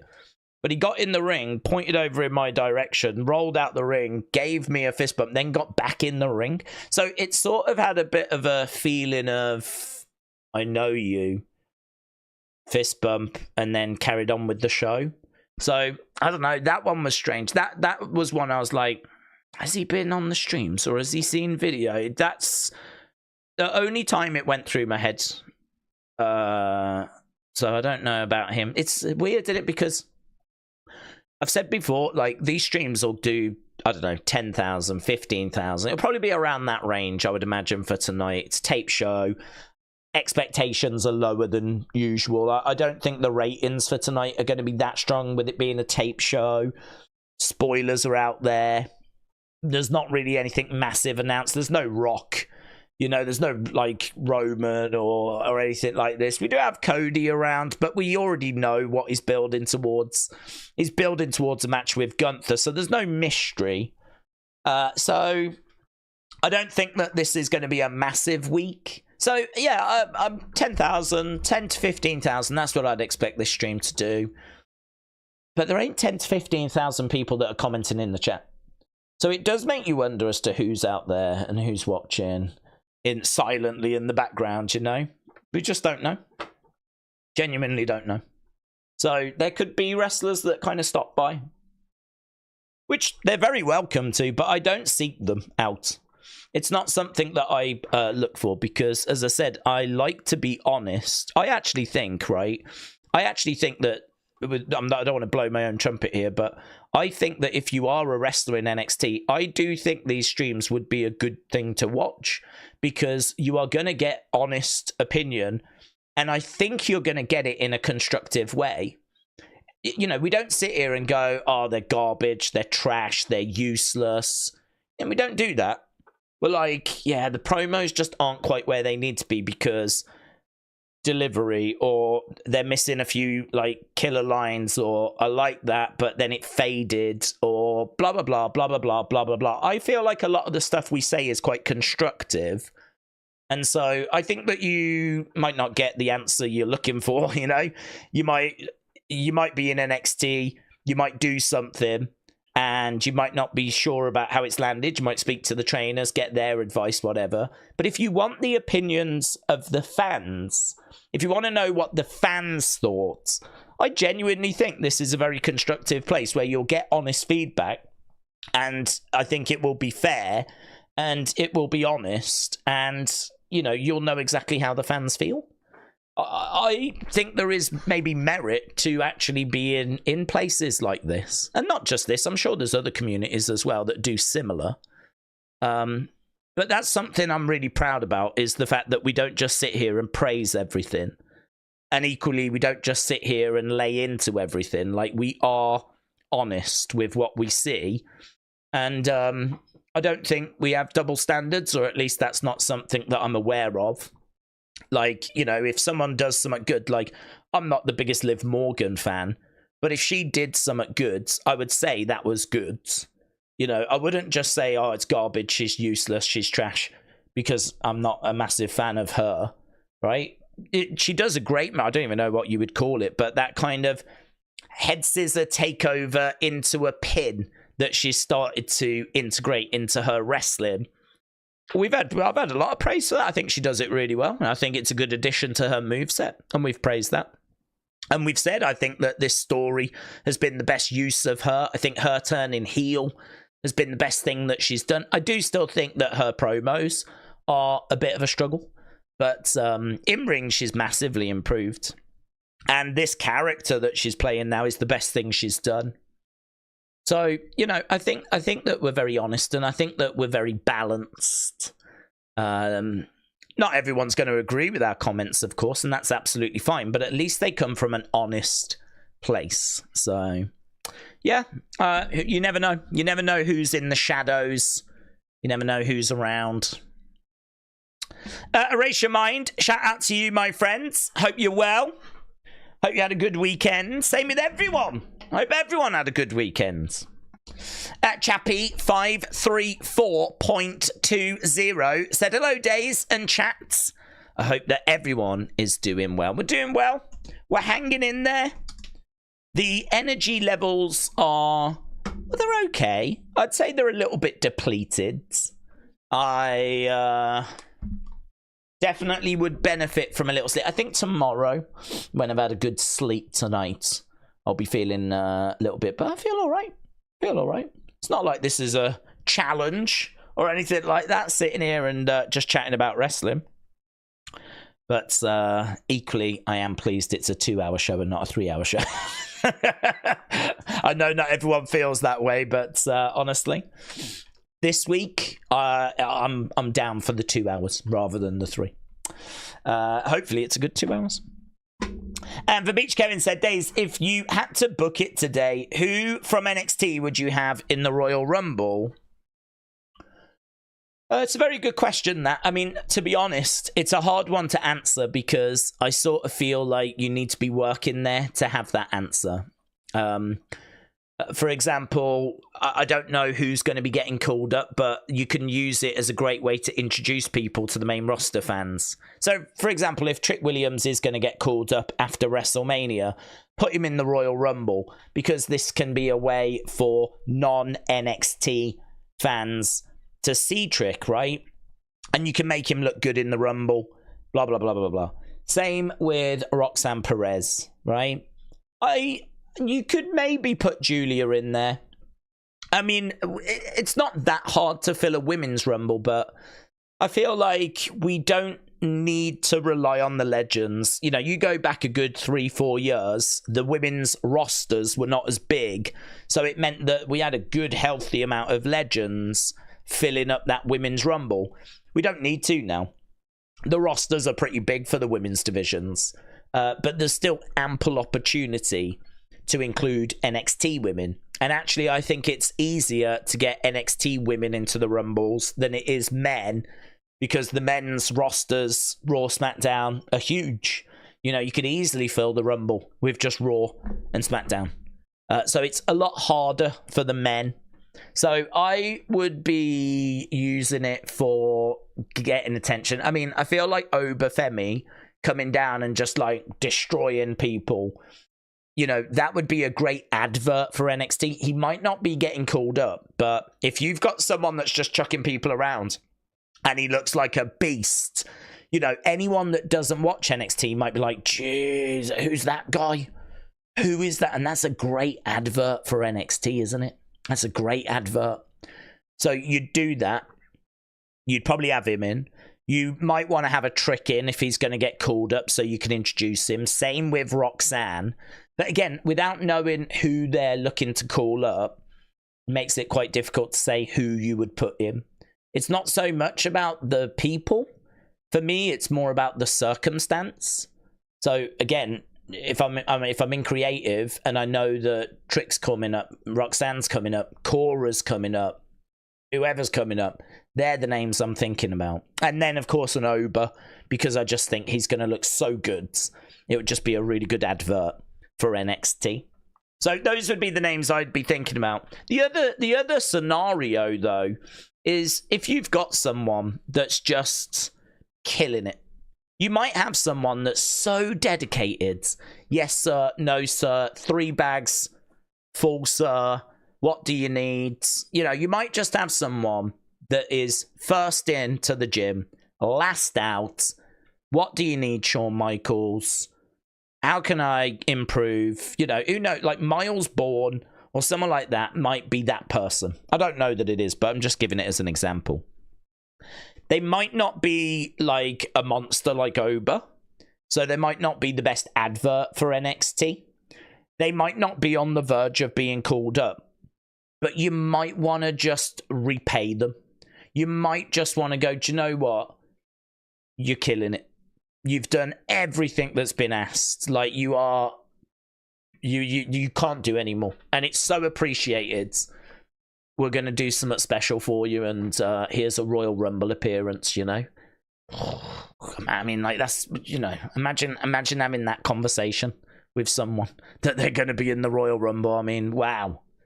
Amazing. So there's maybe that's, I don't know that scenario exists. I don't know that person exists. But, you know, that's another scenario where you might want to reward someone that's really put the work in.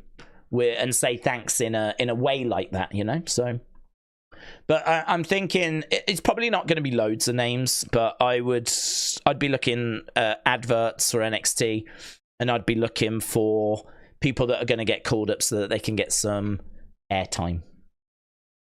Carl and Dawn said, "I'm doing good, and so is Dawn," says Carl. I'm not biting, Carl. I'm not biting on this. I feel like I have said my piece. I feel like the community is aware of the situation. Let's word it that way. And the more that it keeps getting brought up, the more questions are going to be asked. So it's out there, Carl, and I'm just going to let it simmer for now. I'm just going to let it bubble away. Yeah. It's cooking itself at the moment. Smokey Diglett said, did you hear the response from Rikishi to Vince Russo regarding Jay and championed wrestlers? I sent it to you. I saw him say, take my son's name out of your mouth, right? I have not seen exactly. I see you sent the clip, but I can't play it because of copyright. But yeah, I mean, without knowing exactly what's been said, I saw a quote earlier where he said, I think it was like, take my effing son's name out of your mouth or something like this, right? Now, I'm going to go back to what I said before. Everyone's entitled to their opinion. So if Vince Russo has criticised Jay and said that he doesn't see him as being champion material, well, he's entitled to that opinion, right? He doesn't work for WWE. He's in the same boat as us. He's, he only represents himself. And many of you in the chat may have said the same. I don't rate Jay. Don't think he's very good. Don't think he should be champ. Whatever. The difference is, Vince Russo, of course, used to be in the industry. He commands a decent audience, I would imagine, as a result. His words carry more weight than if I was to say it. If I was to say it, it doesn't mean nothing. But if Vince Russo, who used to be really important, right? Booker, behind the scenes, played a massive part during the Attitude Era, like writing the stories and everything. If he says it, carries a lot more weight. So I can understand Rikishi responding because he's sticking up for his son. Rikishi wouldn't respond to me if I said it. But I could understand him responding to Vince Russo. So I don't know exactly how it was worded or exactly what was said. But my honest opinion is, well, everyone's got an opinion and everyone's allowed to share that opinion. So Vince Russo should be allowed to share his opinion. Like, he shouldn't be silenced. He should be allowed to go onto his podcast and say how he feels. So that's fine. But then equally, Rikishi is allowed to stand up for his son and say, take my kid's name out your mouth, blah, blah, blah. So I don't know. I mean, it's a disagreement. It's a differing of opinion. Happens all the time. People argue all the time. This time it just involves Rikishi and Vince Russo. It's not something that massively bothers me, to be honest. I can see where both are coming from, even though I don't know exactly what was said. I can see where both are coming from. And it's just one of those nothing things, isn't it, really? It ain't going to go anywhere. Like, they ain't going to have a fight or anything like this, so it's just, I don't know, it's like more arguing. There's tons of it. I mean, there's so many people that share opinions and people disagree. I mean, it's just another example of that to me, really. So, I suppose Rikishi has to be a little bit careful in that case, because he might be under a Legends contract. I think he is under a Legends deal. So he's got to be careful so that, he's not kind of running foul of WWE and not embarrassing Jay. But he's a father as well. If someone's going to criticize his kid, I think everyone would understand him standing up for his kid. So it's one of those, it's kind of like, yeah, he's got to be careful, though, There's a line, and, he's going to have to make sure he doesn't cross that. I don't think he hasn't crossed it for me. I didn't see that, and I wasn't bothered by it. I didn't think Rikishi had, embarrassed himself or anything. I'm sure Jay wants him to shut up. I think the Usos have Jay has responded to Rikishi before and said, Dad, just let it play out. Because remember Rikishi said about how, this is the big plan. You want the Yeet Man to get with Rhea Ripley. That's your big creative plan. And then, they've been doing a little thing between Rhea and Jay. And then flipping Rikishi's getting in touch with Rhea going, that's our man and all that. Now he's playing into it. Like when Jay won the Intercontinental Championship, Rikishi was tagging Rhea, even though he had been criticizing the whole thing a few weeks before. So I think he's a dad, isn't he? He's a dad who's very protective of his kids. And, if anyone's going to be critical, he is not going to think twice about, if it's going down a road he doesn't like, he's going to say, he jumps the gun, you know. But I think people have got respect for that because they can look at it and go, oh, he's just sticking up for Jay, really. It's all coming from a great place, isn't it? It's all coming from a great place. He's just trying to stick up for his kids. So, I don't know. None of it really registered with me. It was just two boomers arguing. David, shout out to you, said Rikishi can stand up unless Haku says sit down. David, shout out to you, buds. Hope you had a good weekend. Oh, yeah, we did get this as well. This is pretty bonkers. So, it's Bryn again. Shout out to you. Look at this. CM Punk, Larry the Dog plush. This is official, apparently. Official. This is a new item available at WWE Shop. A Larry the Dog plush toy. Isn't that bonkers? But kind of fun at the same time as well. So, yeah. New item available now. I've only just noticed the little dog collar and the little badge. That's pretty fun. Oh, yeah, I think they've done a really good job of it. I don't know how much it retails for, but if you're a big CM Punk fan or Larry stan, it's a pretty fun thing. I don't mind. I really don't mind this. I like quirky merch. I like things that are a bit different. We get so many shirts. It's hard to get excited about a shirt now. So I like things that are a little bit different to that. And, well, this definitely ticks that box, doesn't it? This definitely ticks that box. So, a plush doll of Larry. It's 40 American dollars. That's okay. I don't think that's too bad. That doesn't strike me as like a disaster for a plush toy. I mean, I don't know how much. If it wasn't Larry, it would cost probably about 20, 25 maybe. I could see that being 20, 25 in a Walmart. Slap on the fact that it's WWE officially licensed and based on Larry. I think $40 is not too bad. If it was 70, I might feel different. But, yeah, I think it's okay. So Hack Duggan said, what if the Wyatt Sicks will be a promo or a QR code until WrestleMania? Well, I would definitely feel different about that because it's one thing to have a month or so in between feuds where we've done QR codes to try and build up excitement for the next feuds. So it's one thing to do that. It would be another thing to go like, how many months? 6 months? I mean, like that would be pretty ridiculous, but I think we can be confident that's not what's going to happen. William said, ignoring my comments, challenge accepted. I have to get creative. I have to get extra dirty tonight. No, not at all. I just need to see your comment and then I'll read it. So, done. So there's no need, William. As rough as 2.0 did, it did churn out some great talent, says Big Time, and it molded them into compelling characters. That was in 2022. Nowadays, they're churning out women wrestlers a lot better than the men. Jamie said, does Regal join the Hall of Fame next year? What's your best Regal moments? Does Regal join the Hall of Fame next year? I really don't know, to be honest. I don't know if he joins the Hall of Fame next year. I think that he is someone that's very, very deserving. Whether they will pull the trigger on him next year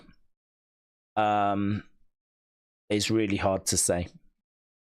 He definitely deserves to go in. He's back in the company now. I think there's a very good chance, but obviously I can't say.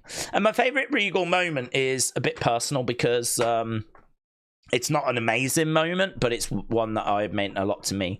I went to Raw in 2008, and Regal was the general manager at that point, and he put himself in a world title match. He wanted to, I think it was against Randy Orton, if my memory serves me right. It's way back in 2008. I went to Raw in London, and Regal was, the kind of GM. He put himself in a world title match against Randy, and it was a good match, right? It's not one like an all-time classic or anything. It was a really good match. It was great to see it live, and you have those moments where he gets close. I mean, realistically, he was never going to win the world title on Raw in the UK. I mean, he was never going to beat Randy Orton. But watching it live was so exciting. And don't forget, we had not had a UK champ by that point. I mean, we've had Drew now. But, yeah, we hadn't had a UK champ at that point. So to see Regal competing for the world title live and having those moments where it gets, like, close was really exciting. So that's the one that comes to my mind, first of all. Right, the show is starting. We've got women backstage arriving. Bianca, Jade, Damage Control. Oh, hello, look at this vehicle. Look at this. Who are these? Oh, it is the Ring General in a lovely vehicle. I don't even know what that is. There is Cody. We had a good look around his bus the other day, thanks to Brandy. So, Cody stepping off his bus. And there's Rhea Ripley. We know that she is going to be kicking off the show.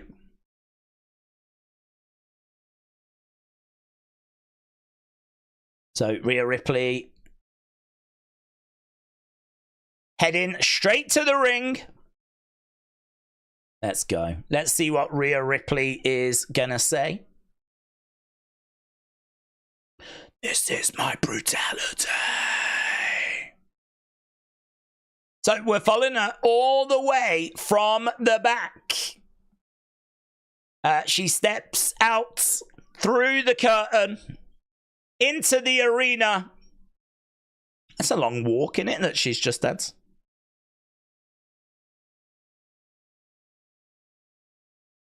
So here we go, Rhea Ripley in the arena. Ripley! Daze, you don't see that in football. Panathinaikos have paid the entire 3-year contract to George Baldock's family. He passed away age 31. Well, that's lovely. That's what a lovely gesture by them. Oh, yeah, we stuck around, didn't we, for Raw Talk last week? I don't think we'll be doing that this week. Although you watch this week, we will get a Wyatt Sicks thing. We stuck around last week to try and get a Wyatt Sicks thing. We never got one.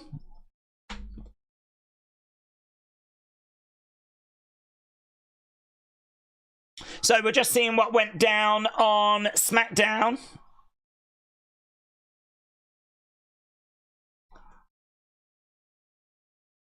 Rhea coming out, going after Raquel.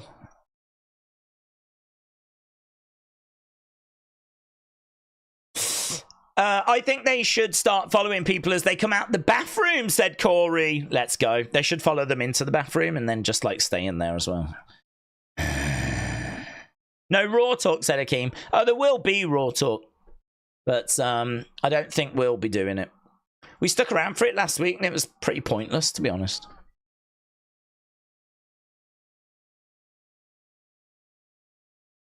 Okay, Liv Morgan, I'm not done with you or Raquel.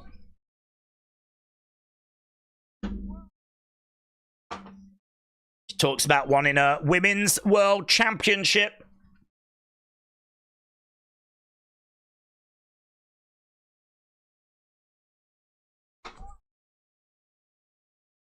So, Rhea has called out Liv and Raquel. Oh, here's Tiffy. It's Tiffy time. Tiffy time. Oh, looking lovely. Look at her. She looks like a picnic table. Tiffy time.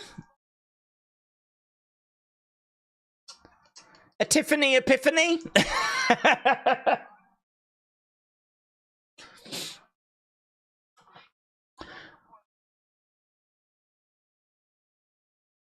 Wait, Barrett said, I'm not complaining that she's here. I don't see anyone complaining. Well, this is not who Rhea was after. Although Nia did say, you cash in on Liv. I'm here.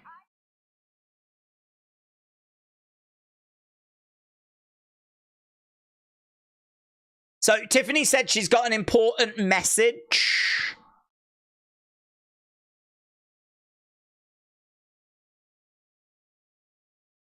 Stay out of her business. So this message coming from Nia, stay out of her business or you'll have a big problem.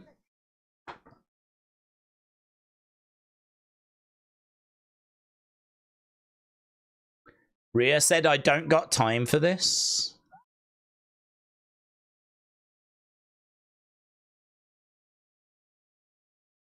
I could welcome you back to Monday Night Raw the Rhea Ripley way. So Rhea and Tiffany kind of getting in each other's faces, but yeah, you could tell that these two were coming because the whole crowd just started like screaming and you knew like they were sneaking up from behind.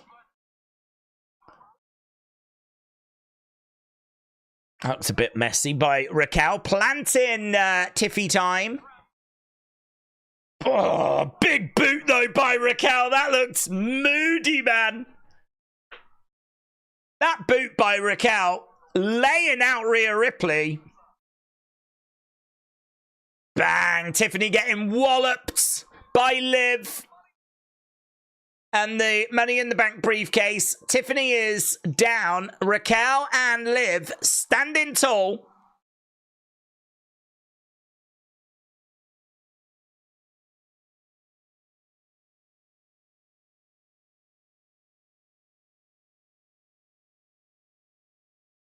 Rhea bloody Ripley.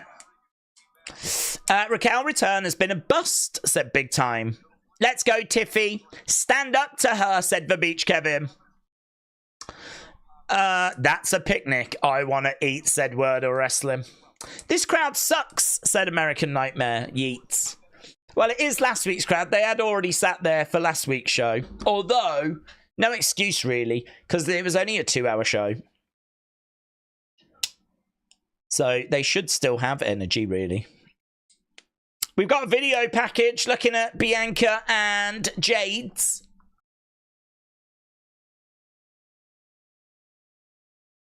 So not a very long opening segment, really. That should allow time for the rest of the show. So weird, isn't it? Sitting here thinking, we've only got an hour and 52 minutes left to go. Daze, I'm praying that the PC crowd bring the energy tomorrow. We had a really good crowd the last 2 weeks that brought excitement. I hope NXT explores small venues once in a while. I agree. I would like to go to some of those small venues. I think they just feel different. And I love the fact that they don't feel like every other generic arena. I'm so bored of going to... We could go to any arena pretty much in the world and it just feels the same. So... go into smaller venues like theatres, because that felt like a theatre that we were at last week. Just had a different vibe to it. So, yeah, I would like to see that as well. But apparently they've been redoing the PC whilst they've been away. So, I don't even know what it's going to look like tomorrow. I am expecting changes for NXT and how it's going to look. Because apparently they stripped it all out whilst they've been away for the past 2 weeks. I think we get a stage. Maybe a little ramp as well. I don't know how else you can change it, what else you can do. They need to get more seats, really, to get more people in there. But I don't think physically you can fit more seats in. Well, you can, but then it makes the ringside area too small. It's a nightmare, really. They need another warehouse next to it that they could knock through to just make the whole thing bigger. Someone did created an image. Oh, no, it wasn't an image. It was 2K24. They sent me a picture of what it looks like on 2K24. And I don't know, on 2K it looks bigger. Much bigger crowds. And it feels like It feels like the Performance Center, but like double the size. It looks so much better. It looks so much better with like double the amount of people in there. So for me, like, that's something they need to try and do, but I don't know how you'd do it. Physically, I think we've reached the capacity. But Full Sail always felt bigger to me. Always felt like there was more people in Full Sail. There probably was. We'll see. We'll see what they've come up with.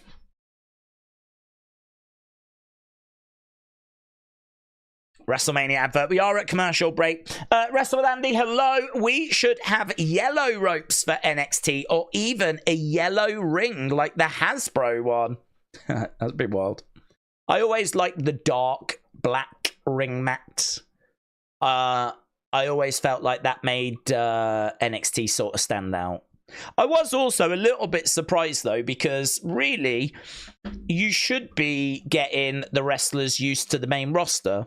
So, really, there's an argument that things should be the same as the main roster. So, NXT having like a black canvas is obviously different to the main roster. So, really, I don't know that they should have that, but they did, and I preferred it. But now they've got like a normal one, like every other WWE ring, so I don't know that we'll move away from that. But I don't know, who knows? We know that it's going to be rebranded with the new logo and everything. I'm not expecting that to be the only change. Bryan said, I'm loving the 30-minute unseens. Keep them coming. It is the perfect amount of time, says Bryan. Bryan, shout out to you, my friends. Yeah, to be honest, I always aim these days for 20, but we all know that I can aim for something and rarely will I achieve it. You know, so 25, 30 tends to be how they're kind of coming out. But really, I'm just a slave, really, to the news and what's been sent and, you know, kind of what comes through. I get sent a lot of stuff that we've had before. There's a lot of bits that I get sent where we've seen it before, or it's very close to something we've had before, and I kind of look at it and I'm like, I don't know that I can really present that in a way that's going to be like worthwhile, because it's so close to something we've had before. I feel like I'm just doing the same thing again, really. So there's a lot of that happens. I get tagged in a lot of the same things. Of course, that's natural. You'd expect that. But yeah, there's some good stuff that's out there. Some gems and bits and bobs. We can normally get a good 20 to 30 minutes. So we'll see. We'll see. I mean, like, it might be a Wyatt Sicks video tonight. It really depends what we end up with, what we end up getting. We'll have to wait and see.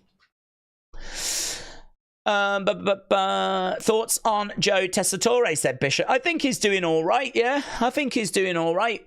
I was okay with him first week I heard him. I think for me, he's got a nice tone to his voice. The problem for me was that when things are really getting going, he needs to get enthused. And I think if you think about some of the classic calls in the history of like commentary, it's normally in those moments where some big dramatics happening and the commentator is enthused. You know, those are the moments where you shine, really. You know, I always think about JR. Good God Almighty, he's got a family, damn it. You know, things along those lines. And obviously something big and dramatics happen. So I was listening out to him when he was like getting enthused. It sounded all right. He wasn't really getting to that stage much, though. I think they've kind of sat down and, you know, he's getting a bit more comfortable with it now, and he's starting to add a bit more of that kind of enthused commentary to the matches. I think we've still got a way to go. I still don't think he's Michael Cole, but he's improved, and he's, you know, it's kind of clicking for him. So yeah, I think he's been a good signing, but he's still a good distance behind Michael Cole. But of course he's going to. Comparing someone that's been in a month to someone that's been in like, what, 26, 27 years, something like that. Okay. Rhea said she wants Liv and Raquel tonight.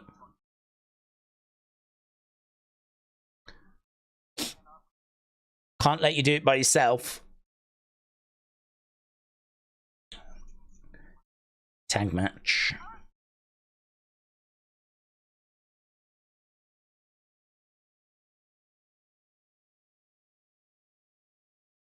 Here's Tiffy. I think Rhea's putting 2 and 2 together here. She's like, oh my God.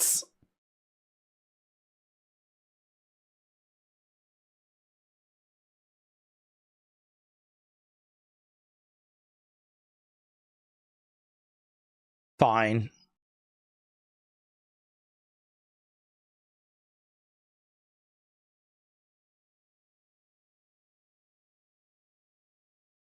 Well, there we go. So it's going to be Rhea and Tiffany against Liv and Raquel. Yes, there's Lash and Jakara. They had hinted that they were going to make their presence felt.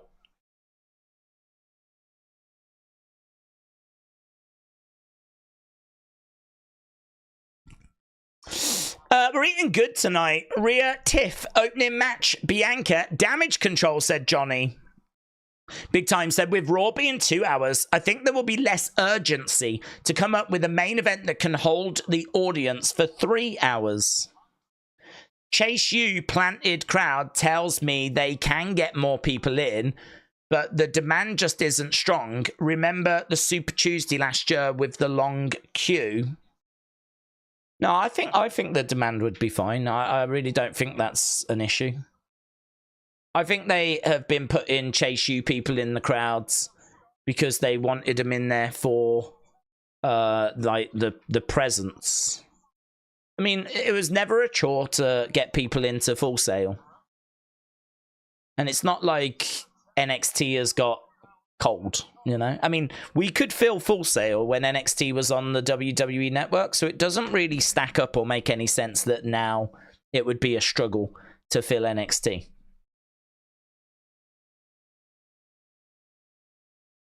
I think they could get more people in there. I'll tell you what, I was just thinking, though, logistics, this is really boring, but now people have to go to Full Sail to get on a bus to go to NXT. So perhaps they do like 2 bus journeys and that's all they're interested in. Maybe put on 3 or 4 buses. Put on more buses. I think you'll have more people.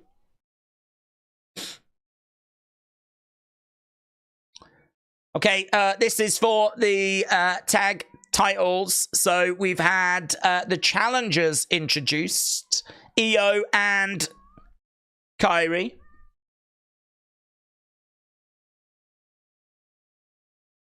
Bianca and Jade get their intros.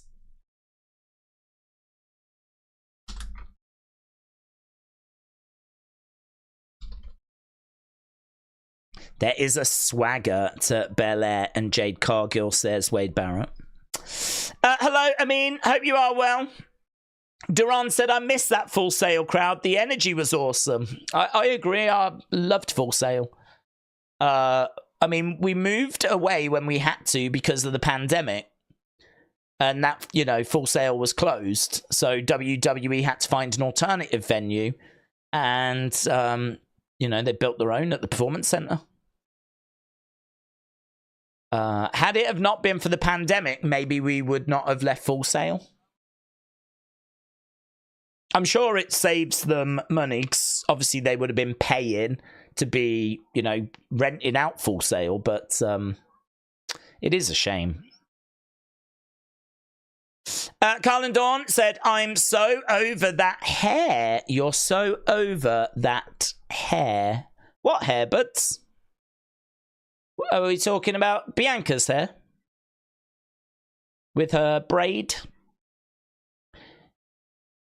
Right now we've got Bianca in control. Look at this, going crazy in the corner. Driving Io into the corner. She picks up Io. She's got Io in the middle of the ring, goes over. Bianca grabbing Io, looking for a suplex. Io lands on her feet, against the ropes, tag made by Kairi. Kairi comes in. She grabs Bianca. Io trips Bianca over, kicked by Kairi. Lots of quick work, quick skills. How was your Saturday? Did you get drunk? No, I was really sensible. I was really sensible. Maybe too sensible. Do you know, honestly, I wasn't feeling it. I had a nice time, but like, I think part of the problem was that we met them at like 4 in the afternoon, early evening. Crossbody by Kairi. And that is basically like middle of the night for me. I'm always asleep at that point. So my body clock was all out. So we met up and we had some drinks and we went and had some foods and it was all absolutely fine. But I just was feeling it, to be honest. Just quite tired because, you know, it was middle of the night, really, for me. And then I'd had a few drinks and I could just tell, like, you know, if you keep going, you're going to be getting drunk. It's going to ruin the weekend. So honestly, I switched to water like a boomer. I've never ever done that before. Every time I go out, I just drink, whatever. But I think because I wasn't massively feeling it, I think it was a lot easier for me to go, nah, I'm going to switch to water. So I had some water. I didn't have water for the rest of the night. I only had a couple of bottles of water. And then I was on vodka Red Bull to try and wake me up. So I switched to vodka Red Bull. I ended up drinking, I don't know what it was, probably about 4 pints, a couple of whiskeys, a couple of vodka Red Bulls, a couple of shots, which honestly, that's more than enough for me. That's at that point, I'm at the point where if I keep going, I'm getting properly drunk. So yeah, I was sensible. But the great thing was I felt fine yesterday, apart from a bit tired. I was absolutely fine. So no, not a messy one, but I'm quite relieved at it. I was getting flashbacks to a few weeks back when I got absolutely destroyed. Honestly, I got so drunk that I think I've got post-traumatic stress. I think I've got PTSD. I was so bad. It really just wiped me out for the weekend a few weeks ago. Big Time said, I agree, more smaller venues, take a break from the PC. Sometimes that crowd needs a break, that's true. It is a lot of the same people, so I agree with that. They can go through the motions sometimes. Daze, how are you? I've been up tidying, and I'm going away to Wales in the early hours for 3 weeks. It's time for a break, and I'm going to miss college for a time. Well, have fun. Hope you have fun, Edward, and make the most of your time away. Brony said, what are your thoughts on them pulling the trigger and having Punk beat Gunther for the title? We don't know how long we've got Punk for. Meanwhile, Gunther will surely get more opportunities. Don't know, actually. I don't know. I kind of feel like I wouldn't hate it. I don't need Gunther to have this long unbeaten run. I mean, he tends to do that. So I would be okay with Punk getting the victory. Gunther being a bit confused, like, oh, this has never happened to me before, and goes off, makes a few changes, and comes back even more dominant. So, I mean, you can totally do that. You could totally do that. But I don't think they will do that. I think they will have Gunther get the victory, because he hasn't long been champion. So I think they will have Gunther retain. But listen, CM Punk as champ, that opens up a lot of possibilities. And I agree, we don't know how long we've got him for, because he can get injured at any point. He's at that point in his career where an injury can really strike at any moment, can't it? Wipe him out. Against the ropes goes Io. Bianca with a spear. Down goes Io.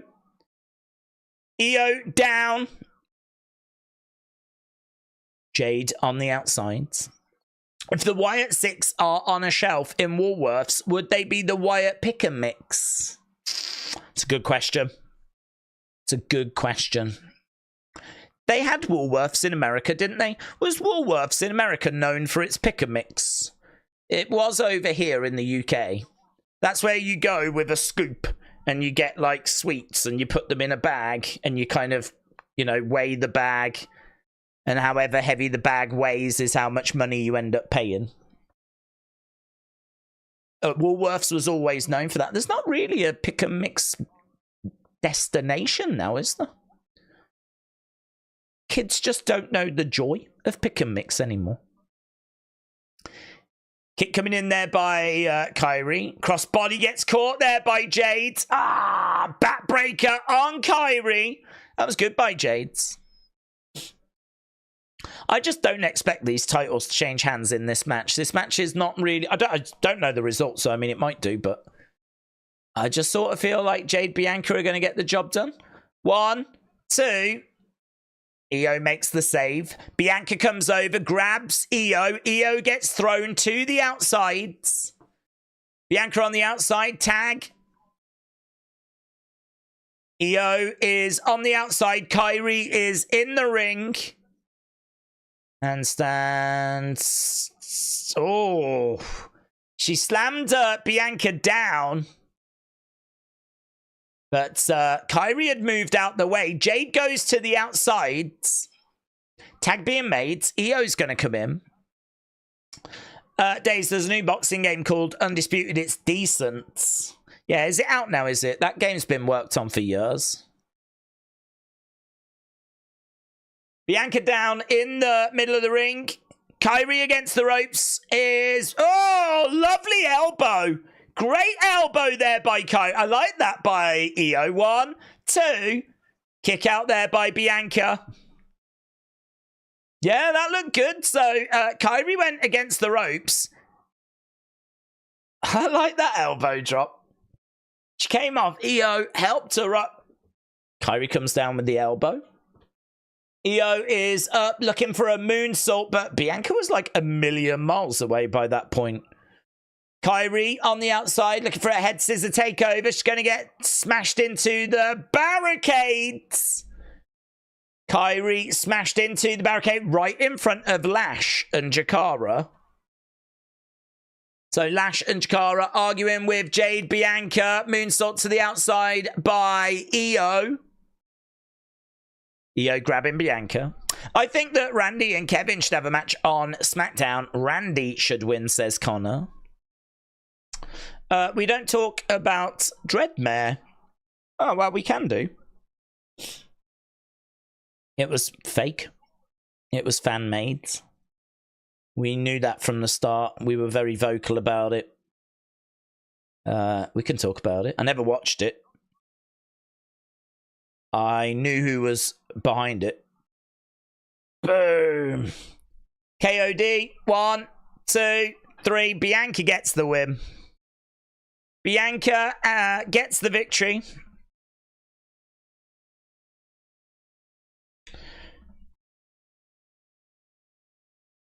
I never needed you at all.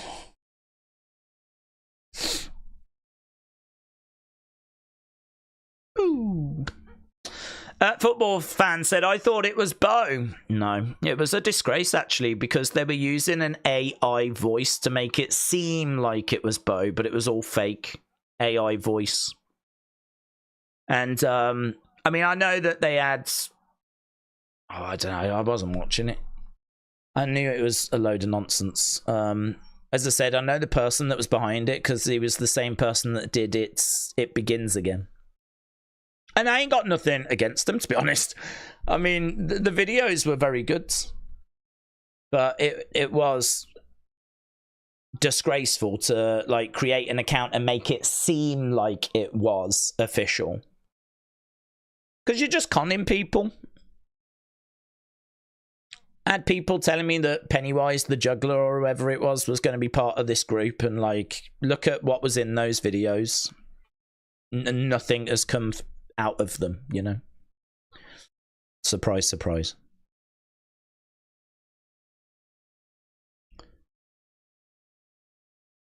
Okay, so we got Finn and we got JD. Oh, there's going to be a tournament to find challengers for the tag belts.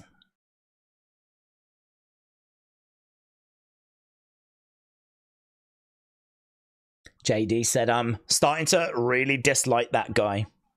Here's the rest of Judgment Day.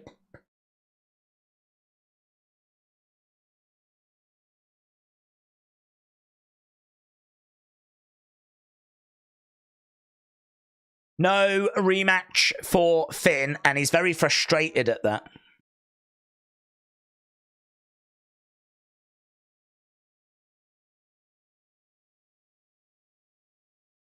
Carlito got a little thing for Raquel, has he? JD was like, are you okay? It's Carlito. Carlito was like, yeah, look, he drops his apple and everything. Are we going to do a love story with Carlito and Raquel? Oh, I'm definitely down for that. I'm definitely down for that. That could be really fun. That could be really fun. I didn't see that coming. I don't think Raquel saw it coming either, to be honest. Right, commercial break. He dropped his apple. Unbelievable. Bianca and Jade against Damage Control. A tournament, yay! How is the Judgment Day story going from something that we've enjoyed in the summer to now something that people have soured on? I think that the Liv Rhea thing has maybe just outstayed its welcome a little bit. There's been a lot of weeks where it's just been like spinning the wheels and we haven't really made much progress with the story. But to be honest, people have got opinions on everything, haven't they? You know, everyone's got an opinion on it. There's plenty of people that are still enjoying it. Tons of merch is still being sold, so I don't know. The internet is not the be all and the end all. But yeah, I'd say it's not like it's not having the same impact that it had in the summer. I think we've just had a few weeks where it's maybe just spun its wheels a bit too much. That's like 4 commercials in 32 minutes at Wrestling Proud. Yeah. 33 minutes into the show. And it's been one of them, innit? I mean, the open was a bit more like Rhea, Liv. Women's tag match was all right. I didn't expect a title change. We didn't get one. Carlito, I like the Carlito thing though. Carlito is looking at Raquel the way that Jacob looks at Solo, said Wrestle. Says Wrestle with Andy. Very good. Very good. Ethan said, I've tweeted you about the house show that I was at tonight. Thank you, my friends. I hope you had a good time. I hope you enjoyed it. Matthew and Shauna, hello, said, what is going on with Damage Control? I thought making them baby faces would be good. Maybe set up Kairi Io to get title shots. But the booking has them losing a lot. Well, I just think the truth is that they're not the focus. I mean, Bianca and Jade are the focus. So, you know, Damage Control probably need to get into a feud with someone else. You know, like Alba and Isla, or, you know, Caden and Katana, or who knows, Pure Fusion Collective. They need to get into a feud with some people that they can actually win against. Because I just think, like, getting into a program with Bianca Jade right now is going to be very difficult.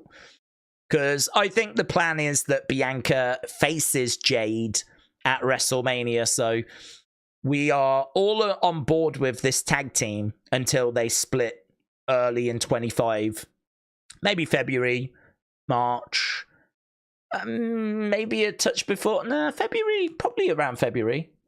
Probably around February. But soon, I'm sure we'll plant the dissension. We'll plant the seeds of that there's a bit of trouble. And I've, you know, I feel pretty confident that we'll have them go against each other. So really, Damage Control, they're just not the focus at the moment, because I think the Jade Bianca story is more important because it's going to have a big payoff around WrestleMania. Okay, so we're back from the commercial break there, talking about WrestleMania. You can get your packages for tickets, priority passes in Vegas later next year, April 19th, 20th.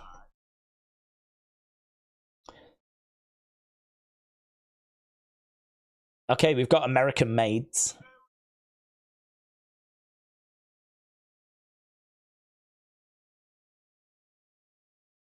This is the land of opportunity.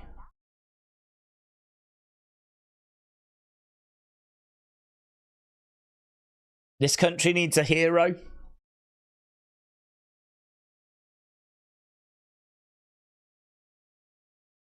We're going to be that for you.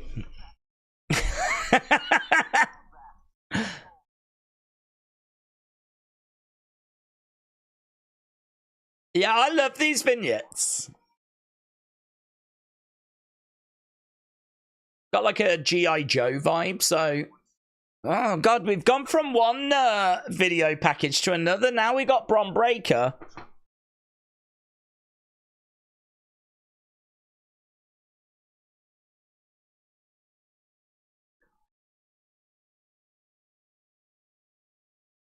You looked into the biggest lottery win of your life.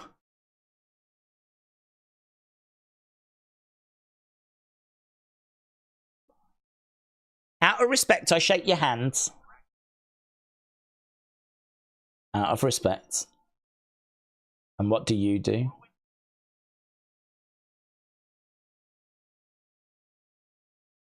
throw it back in my face.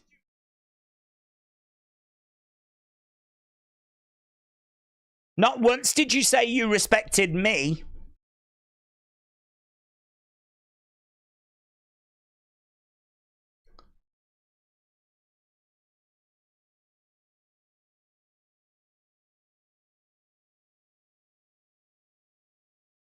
I'm doing this on my own. I don't need the Steiner name.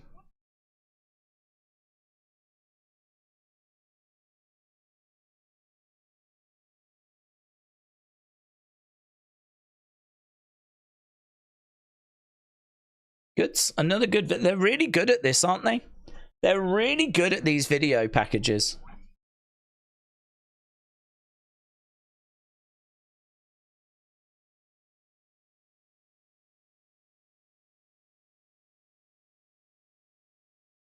You want to do it on your own, Jay? Well, you're going to have to take this ass kicking on your own. I'm coming back for my Intercontinental Championship.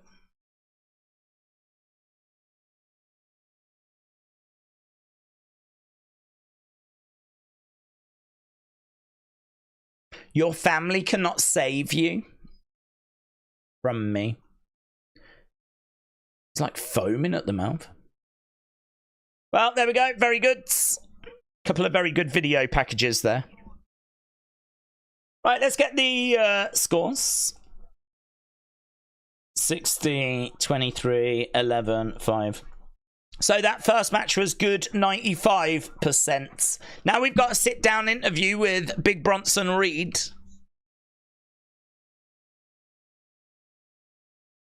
Let's talk business.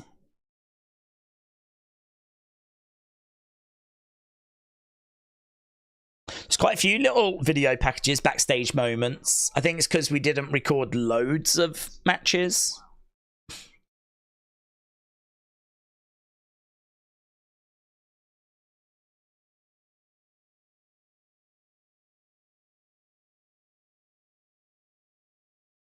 I'm sorry if my actions cross the line, said Big Bronson Reed.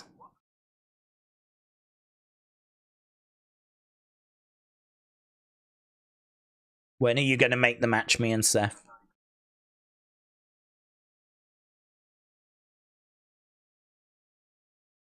Is that a Vader shirt? Has he got a Vader shirt on? I've only just noticed his shirt.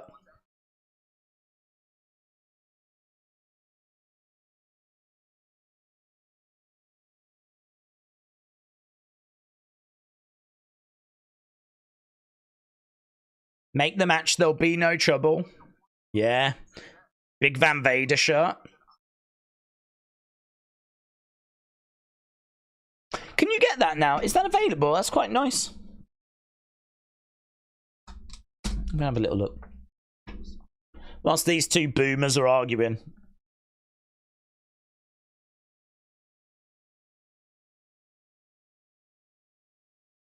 So we're heading towards Bronson, Reed, and Seth.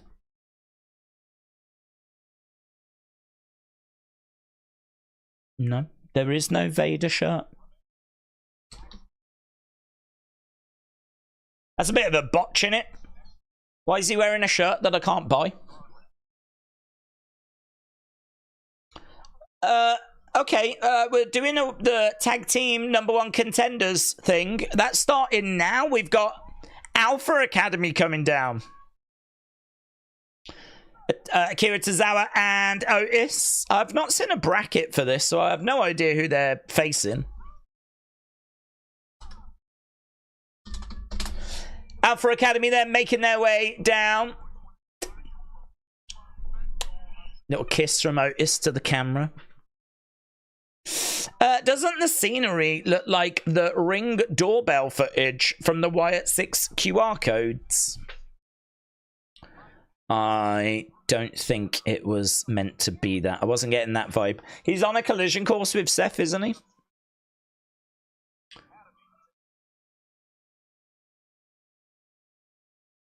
Oh, we don't know. Who will it be against? We find out next. Hey, talking about Wyatt's. Let him in. Introducing 2K24 Bray Wyatt edition. Kian said, Daze, I'm having a few stuff for Christmas. I'm going to have both Marvel stuff and Incredible stuff and God of War video game for the PS5 and a new phone as well. Check you out. Check you out, spoiled. Connor said, I can't wait for Cody and Gunther face-to-face tonight ahead of their match at Crown Jewel. Edward said, Floyd Mayweather wanted 10 million to be undisputed, so they didn't put him in it. But I don't get how Fury, Wilder, Joe Joyce are in it, but AJ isn't. Oh, the video game. I don't know. Perhaps they didn't ask for that much money. I miss Bray more than the Fiend, said Lone Star Friend. Matt, hello. Hope you're well. Word of Wrestling said, Free Otis never made sense. Only debuted after he was free. I know. I do think some of the timings have been off this year. There's definitely little clues, little indicators that, you know, some of the pieces haven't quite fitted. So it's not just Wyatt Sicks where people are like, where have they gone? Well, the answer is their opposition's not ready. I don't think it's a Wyatt Sicks thing. I think it's the next feud is not quite ready yet. Which could have been tighter, could have been better. And that Free Otis stuff never made any sense. I completely agree. So, yeah, there's been a few examples this year, but you're going to get that. There's so many moving parts. There's so much stuff that could go wrong that if you do get the odd little bit that's not quite where you would expect it, you can sort of understand. All Things Hoops said, did we catch the guy in the back when Judgment Day were talking? I thought it was a security guard, to be honest, sat on a chair. I don't know that it was anything. Could be. He might be, but I don't think he was.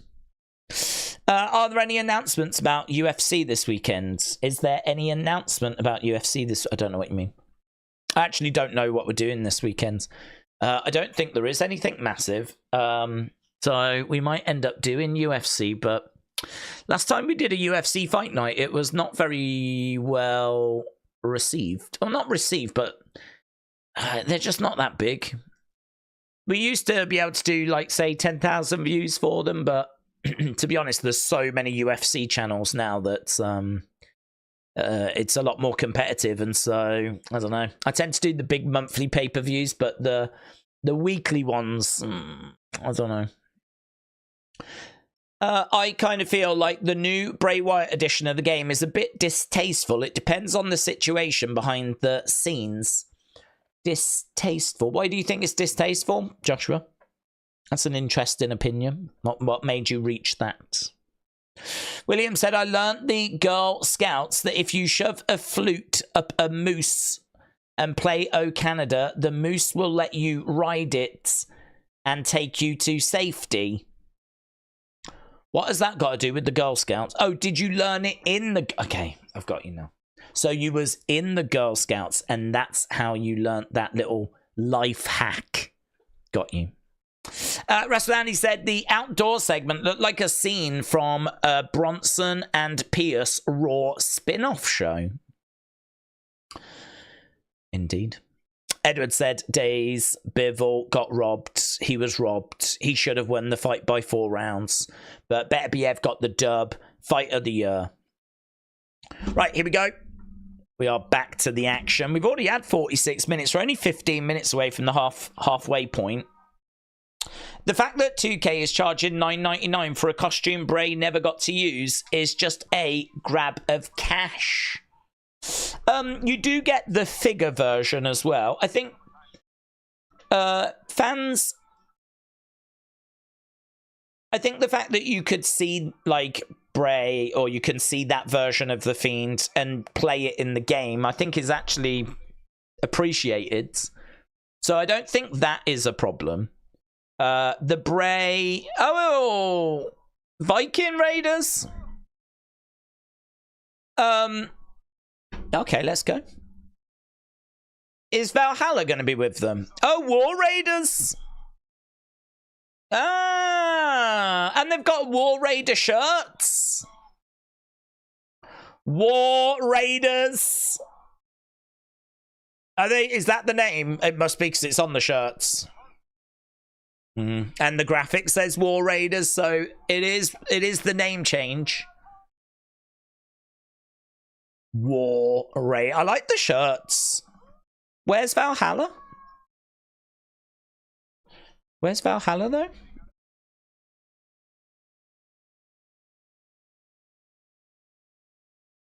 I wonder if Triple H is, like, just... What are we going to do?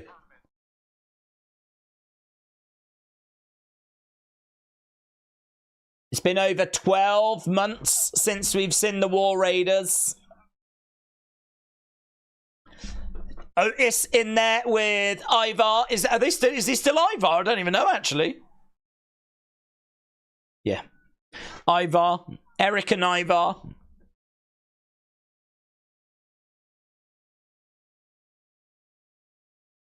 Shoulder tackle. Yeah, what was he saying? Okay, that thing. I think fans are all right with having that version of The Fiend they never got to see and being able to play that version of The Fiend. I think that's something that, like, Bray fans appreciate. You get the action figure version of Bray, and then you get the updated Howdy. I mean, whether that's enough to warrant a $9.99 price tag, for me, I would say no. I feel like you need way more than that. But this is how they make that extra money, isn't it? On the game. I mean, I don't know if they chuck some arenas in as well, or some other little features. Some, I don't know, extra costumes or something for Create a Wrestler, or extra arenas, or updated logos, or I don't know. But, yeah, $9.99. I'm a boomer. I mean, for me, you know, never used to have DLCs. Used to just buy the game. Could have just saved all this stuff for the next game.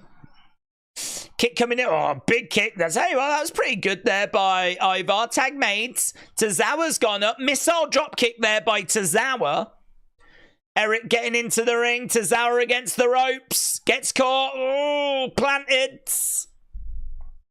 Ivar collides into Otis. Otis goes to the outside. Knee there by Eric. Tozawa is folded over. So War Raiders have returned. And they're doing very well. Tozawa is up. Oh, wow. That was good.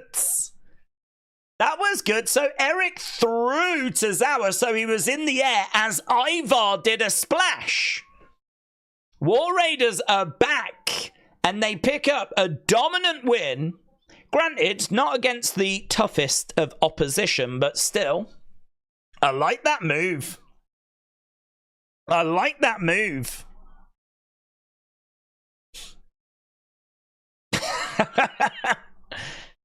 Yeah, I like that. The Fallout. How does he know that it's called the Fallout? Tozawa stumbling around on the outsides. The Fallout. Here is Seth. That's all right. That jacket is all right. It's black with like gold on it.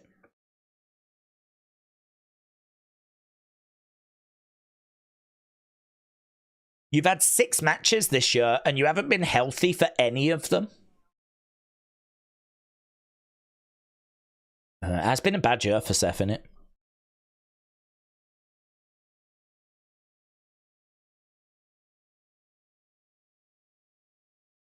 Injuries are part of the game.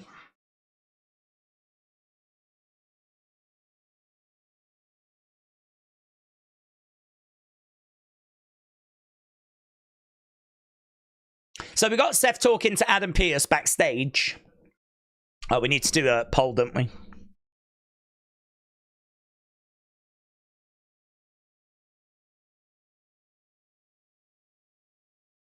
There's a reason I run this place. Does he? Bronson has forgotten, and I think you've forgotten too. I think I've forgotten. He's a big star, but I can't say he runs the place. I need this fight, said Seth. I want this fight.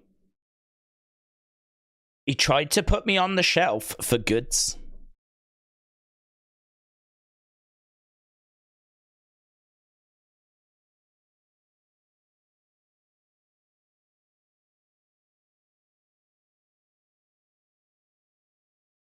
Well, okay. There's not really anything to think about, is there? Just make the match, you boomer. Okay, what we got here? Undisputed WWE Champion Cody Rhodes next. Next. I want Seth to have that World Heavyweight Championship back, said Jessica. I think Seth would like that as well. Alex said, Seth calling Bronson Reed young when I'm pretty sure they are the same age is hilarious, says Alex. I have to look now, Alex. Now that you've said that, everyone's going to wonder, and I'm wondering, is there an age difference? Seth Rollins is 38. Bronson Reed is 36. Technically, he's not wrong, but there ain't loads in it. So, 38 and 36. Brony said the best version is when you dress like an actual star and not a clown. I think he's kind of dialed that down just a touch, though. Doesn't strike me that he is wearing quite as outlandish attire. You know, I agree. He's wore really outlandish stuff, but outlandish stuff that didn't look cool. That was outlandish for the sake of being outlandish. If he's going to tweak it now where he's going to look cool, that is going to be so much better. That jacket was fine. Honestly, I'd wear that jacket. It's fine. Joshua said, I love the content they're adding in DLC packs. But like I said, if his family doesn't benefit and it's just 2K, it seems shady making money from a dead man's creation. I have to disagree. I think it's part of the game, isn't it? I mean, in the sense of he's passed away, but a lot of superstars have passed away. It's kind of like saying you can't put any deceased legends in because, like, 2K are benefiting from the character of someone that's no longer with us, you know? I kind of feel like he would want to be in the game, I'm sure about that. And I think he would be proud that there's a whole DLC just based on his work. Like, I view it as a positive, as something that he would appreciate. I mean, yeah, it'd be not. I'm sure that his family will be paid for him being included. I don't quite know how that setup will work, but I'm sure that there is some sort of agreement. We know that they get a percentage of, like, the merch sales, t-shirt sales, and the merch stuff that's sold. I would not be shocked to find out. I don't really know how the superstars are paid for the game. But because this is a DLC, I wouldn't be shocked to find out that it all goes into, like, the merch payment. But, yeah, I don't know. Where do you draw that line? Like, I kind of feel like he would want to be featured. I feel like he would want his stuff to be in the game. If you're a WWE superstar, surely that is something you'd want to be remembered, you'd want to be spoken about. Instead, they could not do it and do someone else, and then we wouldn't be talking about Bray, would we? So, I don't know. If you see it as disrespectful, okay. It doesn't bother me. I really don't see it that way personally, but I agree. It would be nice if the family had some sort of financial benefit from this, but I don't know that they don't. Are we getting Wyatt Sicks tonight? Well, I'm expecting something. If we don't get the Wyatt Sicks, then I'm thinking of QR codes. And honestly, this is probably the most perfect week ever to do a QR code, because it ain't that great of a show so far. I sort of feel like this is one where there's lots of spoilers out there. I think you could drop a QR code. It's not going to be like as big a distraction. I don't feel like there's anything seismic. I feel like if there was something massive that was going to happen, I'm sure I would have heard about it. And honestly, I've avoided spoilers, so if there was something huge, I don't think I would have been able to have avoided it. So, I don't know. We'll have to see. WWE Crown Jewel. Let's go. Riyadh season. Oh, look at this little ad. Okay. What are we doing now? Oh, Cody. Cody Rhodes. Dun, dun, dun, dun, dun, dun, dun, dun, dun. Okay, Cody Rhodes is going to start off hour 2. I'm very happy to see the War Raiders back, said Alex. I was very worried about Ivar last time he got injured. Ewan said, I would imagine WWE will get something during the Miz R-Truth match. Joshua said, I'm not pitching. I have been listening to both sides. I just don't know how to feel. That's fine. If it doesn't sit comfortable with you, it doesn't sit comfortable, does it? Here's Cody then. Don't we see him enough on SmackDown, said Cameron. Yeah, but he's building towards this match with Gunther, isn't he? Second Raw in a row that isn't like the 3-hour show, said Jojo. Well, I don't know, actually, because I can't say that this feels rushed.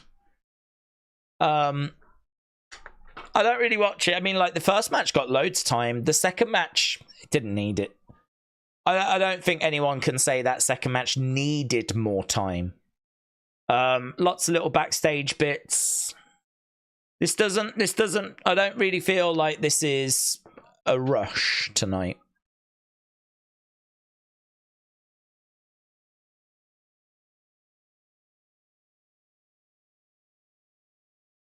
Okay, Pyro. Let's end the poll as we are done with our one.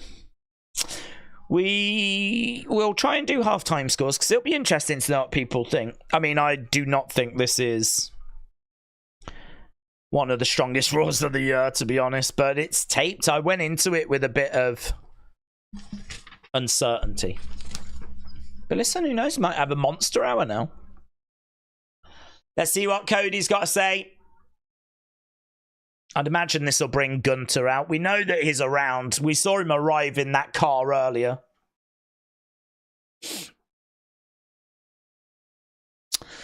Cody didn't want to go to a stadium that was falling apart, says Spartan.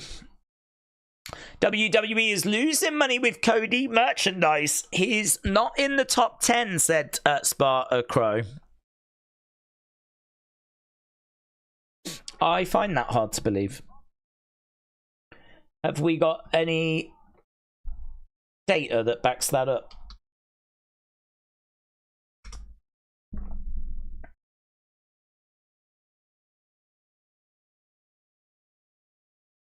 To know where you're going, you've got to know where you've been.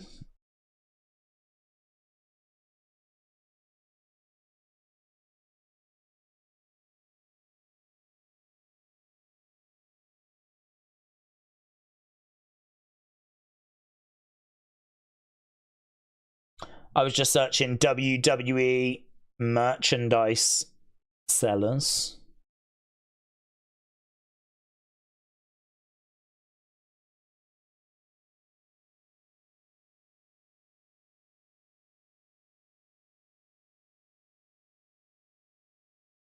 So he's just talking about the history. I can't see anything.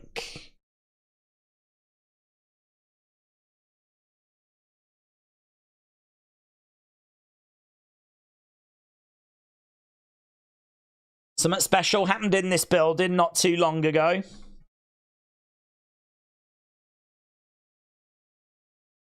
Something that changed my life.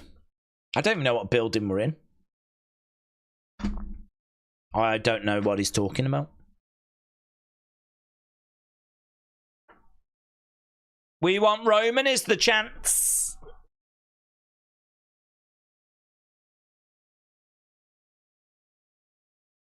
Oh, we're in St. Louis. It was the first time we heard we want Cody. Pfft, I'd never have known that.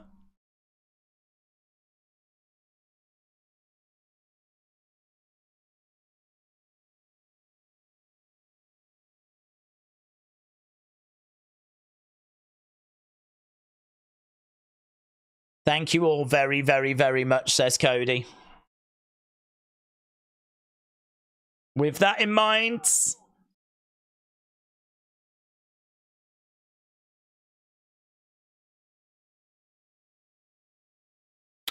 what do you want to talk about? Here's Gunter. Here's the ring general. Chris said, I like Cody, but I'm not buying his weighted jacket. That's expensive. I'm sure there are people that are, though, because there's a lot of people that like to dress up as him, like kids that, I don't know, there's a lot of parents that would rather just pay than have to try and make it.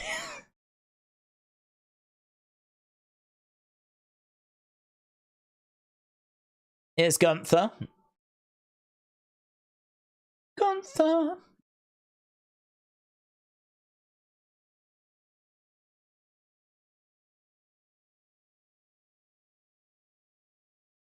So Gunther is in the ring. This is going to be a great match. I'm not keen on the concept, but I am not down on the match.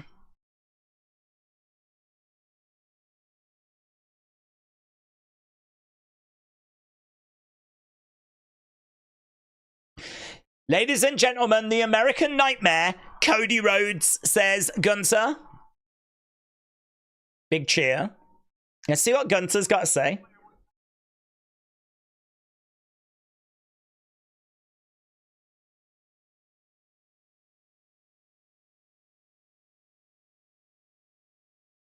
There's not much negative to say about you, Gunther says to Cody. This company, this sport, it's in a boom period, and it's built on your back. Yeah, Cody's like, wow.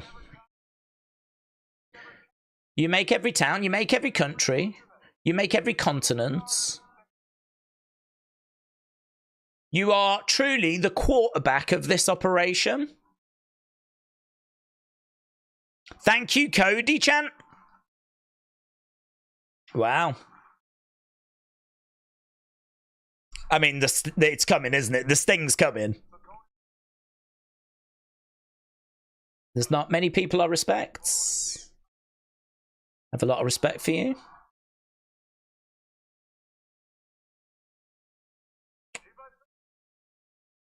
There might be one thing. Here we go. Here we go. You love to be everyone's darling. Oh, he does. He loves to be everyone's darling. Hello, darling.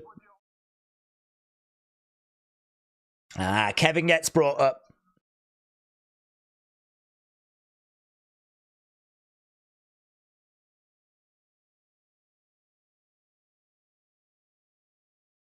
In Saudi Arabia, I expect the best version of Cody Rhodes.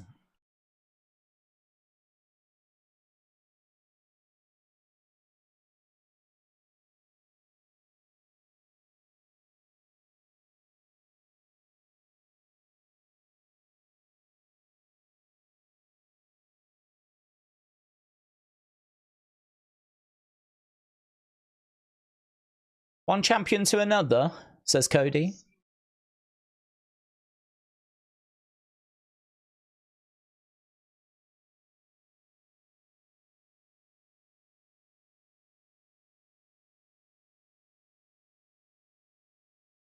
Oh. Oh.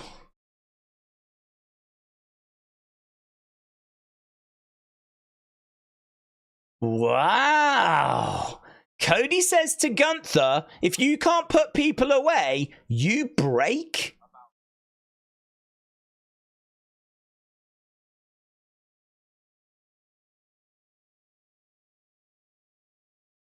This is great.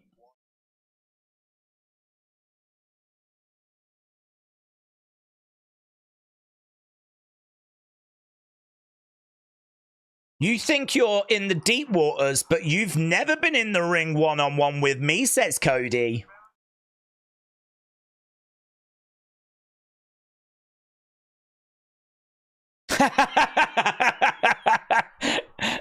He calls Cody a true secondary world champion. Yeah, that's a good dig.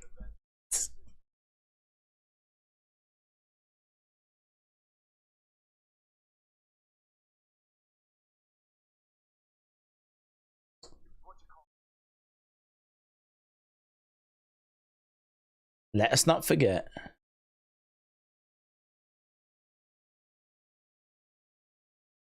I defeated the most dominating champion in company history.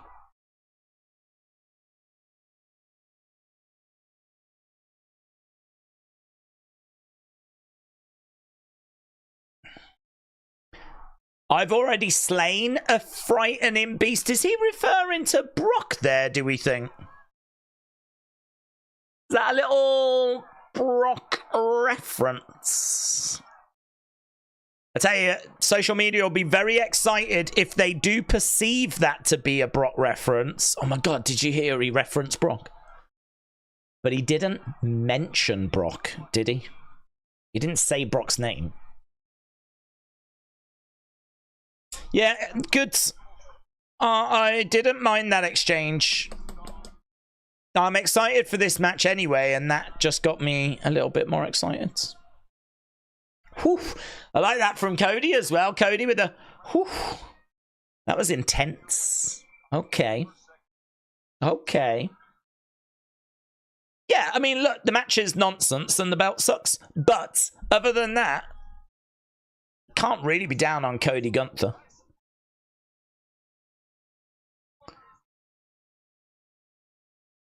Wade Barrett said someone is 1A and someone is 1B, but which is which? That segment ruled, said AB Jobson. Toby said, that was better than I thought. Sam said, Cody has always been the babyface. He cheated to beat Solo at SummerSlam. Do you mean the heel?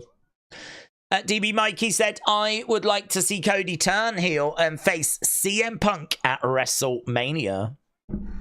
The second time Brock faced Cody, Cody won, said WWE Fan 1000. Brock coming back, said Dudley.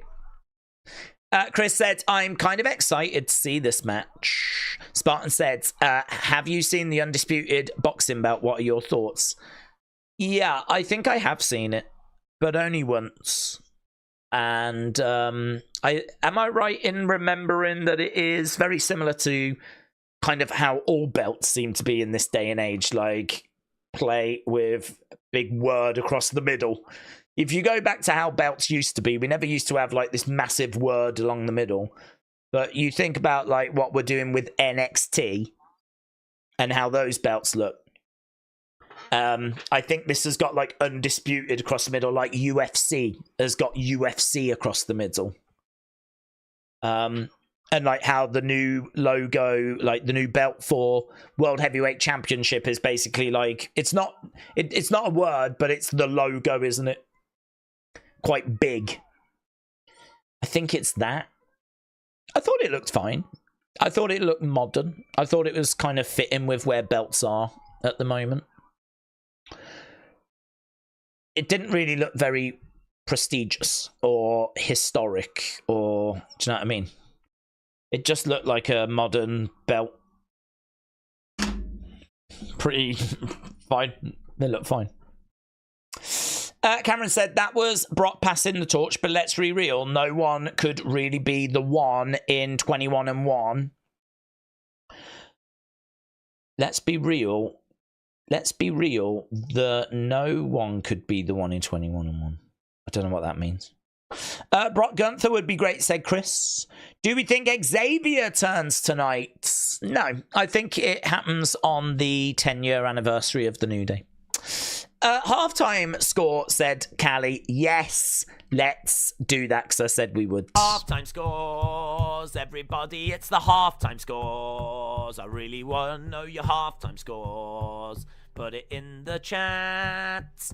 Halftime scores, everybody, it's the halftime scores. Are you happy? It's the halftime scores. Are you happy or you sad? Halftime scores, everybody, it's the halftime scores. I should get that recorded. If I got it recorded, I could just press play then. Just sit here like this.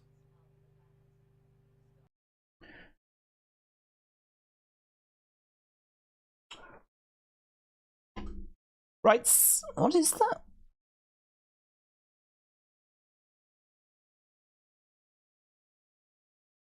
Oh, that's pretty fun. Right, Jay says 6, and oh, it's all going so fast. Little bit of a fan said 7. Chastity Plum said 5. Norma said 6. Gary said 5.5. Matt said 7. Wrestling Proud said, this is my favourite song. Cherie says 7. Akeem said, it's a 6, I hope. Pouch Cat said 6. American Nightmare Yeet said 141 2/3. Brony said 6.5. Jessica said, I don't dig Miz with Karrion Kross at all, but I hope that Miz can get people interested in Kross. He just hasn't had great gimmicks. DB Mikey with a 5. Captain Cornball said, huge days rocks out of 10. Kieran says 8. Greg says 8. Christopher said 6.5. Stephen said 6. Callie said 5. Alexa Bliss Gamer says 7. Jeremiah said 5.5. William said 1, because that is where I rank Wrestling Daze as a friend. Do you rank me as number 1 or do you rank me as 1 out of 10? Because I took it as 1 out of 10, which is quite a low score, to be honest. Higher than I expected, but still quite a low score, all things considered. Not My Chair said 635. Hawkins Jr. said, where's Logan Paul? Probably scamming. Ben Bailey said 5. Landon says 5. Curtis said 7. Catherine said 7.2. Maggie said, Dork Night, that's your own version of poetry. I wouldn't understand it, but I would read it. If you concert me to rap, that would be... Oh, convert me to rap, that would be a miracle. Lol. Hywell said 6. MXXS says 5. Monsuf said, do we think the Wyatt Sicks will participate in the tournament? Oh, that I didn't even think about that. If they do, then they should win. And I don't think we need to start a feud with Judgment Day, because I think we're about to start one with Final Testament, and I think they're going to need their attention fully on that. So I'm going to say no. But I like the idea. But we don't need to be starting another feud. If Authors of Pain are in it, though, I could see them getting into it to maybe stop them, but... Is this Dragon Lee? We got a Dragon Lee vignette. Alex with a 7. Curtis with a 7. Lois with a 4. Primo Ghost with a 7. LS Dub 6.5. Adam with a 6. Charles Wade 6.5. Let him in, thank you, Bray 6.5. Raven said, I never rank a show until it's over. John said 975. KC with a 7. Yeah, we've just got a Dragon Lee vignette. Sonny said, Daze, I've been thinking, for either my 3rd or my 4th book, I could get some poetry from the community and put their name in the book. What do you think? I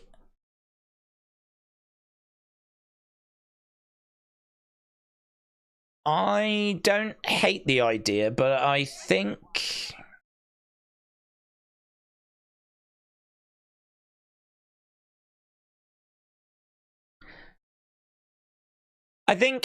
wrestling... I just don't know how you can, like, reach out to the community to, like, get more sales. I think the truth is, wrestling and poetry does not have much crossover. And I think, as I've said quite a few times before, that is the struggle. So going to the community and adding some of that in would be interesting. But I still don't know that it's going to result in the kind of sales that you're hoping for. But equally, I think, should you do poems based on wrestling and wrestlers? Because that would be, you know, maybe a bit more of interest, but... I just don't know. I think you're either into poetry or you're not really into poetry. And I think the truth is most people probably aren't into poetry. So, I just don't know. I don't even know if that would... I would say, why not ask for feedback? You could do a post asking for, you know, what do people think for a new book? What direction? Maybe do a poll with a few thoughts, a few options. Maybe do that and get some feedback. That's what I think. Right, we are underway with Kofi and Bron.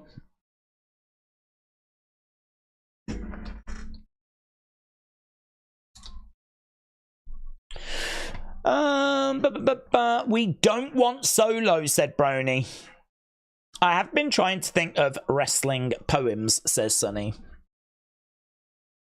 Well, I mean, you could do a poem based on the Montreal Screwjob. You could do a poem based on, like, key moments in wrestling history. Which would need a little bit of research so that you know what you're talking about. And you can, like, dig into. I mean, that poems based on that might be interesting. Or you could do it based on just the modern roster. I wouldn't do it based on stories that are happening right now, because fast forward 6 months and... You know, we've moved on to new stories, haven't we? So there's not really much point in doing it based on Liv and Rhea. Because in 6 months' time, it might not be that feud. People might not care so much. But so you could do it on big moments like Hogan Andre WrestleMania 3. You know, the Montreal screw job. You could do it on things like that that are going to live forever. That are going to be iconic moments forever. Or you could do it based on wrestlers that are around now, because they'll still be around 6 months, 12 months. You would imagine. I mean, I'm sure a poem on Bray would do well. Well, you could do a whole poetry book on Bray, couldn't you? You could do a whole poetry book on Bray. Maybe that digs into the backstory of Bray. Maybe digs into maybe a poem on his relationship with Sister Abigail. Poem to do with the Fiends. Poem to do with the Wyatt family and that kind of union. Poem to do with the Funhouse. Poem to do with Howdy. Poem to do with White Rabbit. Poems, like, do you know what I mean? Like, you could maybe dig into different aspects. And I think people would enjoy that if it had some real kind of that you could maybe learn a bit from as well. You know, like you could read a poem on Sister Abigail that actually is based on things Bray has said. You know, that's maybe you read it, it's not an interesting poem, but there's like you can get an education from it as well. You can learn how she came into his life, and it is based on real things he said. Again, that's going to take a lot of work, but I mean, you know, a project like that should. There's people that spend a long time on like poems and putting these kind of things together. So I don't know, a few thoughts. For free, just have them for free. Jake said, do we think they purposely are not overexposing Wyatt Sicks? Yeah, I do think they're doing that on purpose, not overexposing, but I do also think that there's other things at play. For example, you don't want to be giving them loads of matches because, yeah, you don't want their aura to kind of dial down. When they have a match, it should feel special. The other truth is, I think there's probably a lot of rehearsing and practicing that's going on behind the scenes because they never had that NXT run. They've just arrived on the main roster, completely brand new, completely fresh. They don't have loads of like experience, you know? They're competing together for the first time. So, yeah, I don't think you want to overexpose them. Every match they have should feel special. But equally, you don't want to keep giving them matches because, I mean, they just might not be quite where we think they are. I mean, I think their matches have been fine. But I don't think their matches, or the matches we've seen, I don't think, they haven't blown my mind, you know? They've been fine. They've ticked a box. But I can't say that they're like up amongst my matches of the year. I thought the Wyatt Sicks debut match, the one where Howdy was sat on the outside, I thought that you know was fun. I thought that it was very well produced. They kept it exciting and energetic, all that kind of stuff. But it was quite touching. I mean, we were seeing them make an entrance for the first time and all of that. But I remember the point I made at the time. I think a lot of praise people had for that was because, you know, we got to see them basically for the first time. We got to see the presentation. We got to see Howdy sat at ringside. I think that's what makes that match. I don't think the actual in-ring stuff was all that special. And you know, you're gonna need to rely on that more and more as we do more and more matches. So I think there's a few reasons as to why we don't see them competing all that much at the moment. I'm sure we will get to a point where we see them a bit more. The other thing right now is I think we are waiting for the Miz and R-Truth stuff to get to where that needs to get to. We should take a big step forward with that tonight, hopefully. I'm a bit confused, though, because we've got Kofi, Bron Breakker, and we've still got that tag match, and we've still got Miz coming up. So we've got a lot that we've got to try and fit into 35 minutes here. Kofi moving out the way. I've got a poem about Solo, said Kim Strains. Solo looks like a potato. When Roman kicks his head in, he will look like a bag of chips. And the fans will shout, "Oh, Solo, you are shiz." Powerful. Kim Strains, thank you. Daze, do we think the OG Bloodline return before Survivor Series War Games? If they do, I think it'll be the go home. I think that it's going to be one of those where all the pieces come together quite close to the show.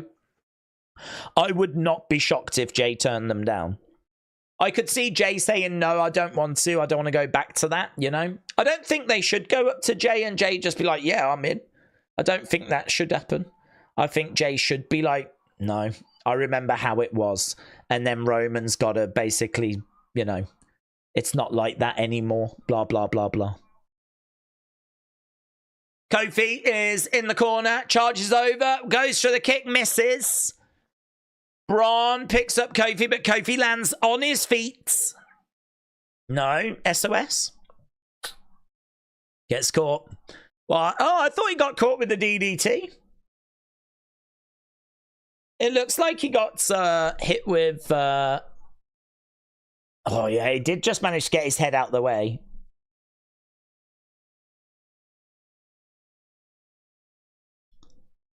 Grabbing Bron. He gets driven back to the corner. Did you hear that Zack Sabre Jr. won the IWGP? Yeah, I did. I didn't even know he was going for it. I really thought he was going to get it at Wrestle Kingdom. Didn't he win the G1? So I was kind of thinking he would get it at Wrestle Kingdom. So actually, I was a bit disappointed that he had won it last night. It didn't really feel like there was much hype around him going for it, and could this be the time and all that. So I think that's the first time someone from the UK has...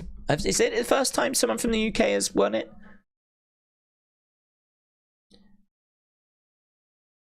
Against the ropes. Did Ospreay never win it? I've said that now, and I'm like, surely Ospreay won it. Bron Breakker picks up the victory.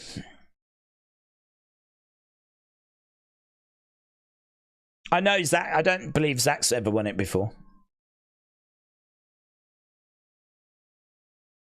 Yeah. Ospreay's won he's won it once. IWGP World Heavyweight Championship. So was he the first one? Ospreay.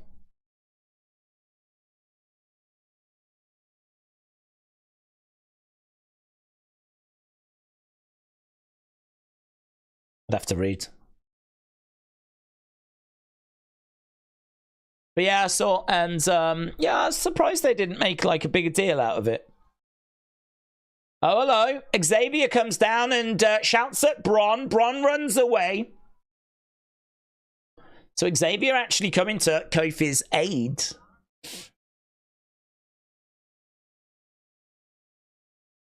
Xavier checking on Kofi. Are you all right? Oh, hello. Here's Bron. Xavier goes down. So we have got a little interesting moment here. Oh, Jay's coming out. Here we go. Here's the Yeet Man. He's got a Yeet City shirt on. Look underneath Jay, looking for a super kick. Boom! Against the ropes. Looking for a spear. Yes, connects. And out the ring. Carl and Dawn said, notice Breakker didn't break a sweat. Your son got the job done. I can't say I was too surprised him beating Kofi. We're building up Bron Breakker to get another shot at that IC title. Oh, another super kick there by Jay. Bron Breakker goes to the outside. Yeets. A statement yeet.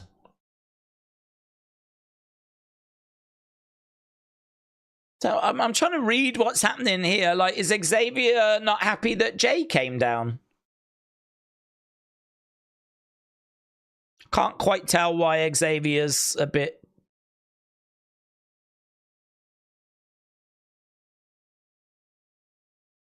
Okay.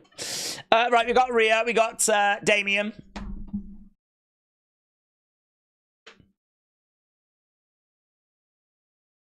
Have you thought more?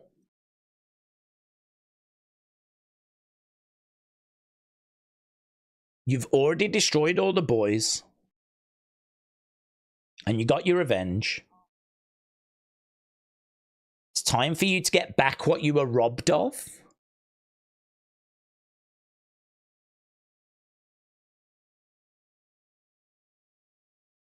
As long as you've got beef with the Judgment Day, I've got beef with the Judgment Day.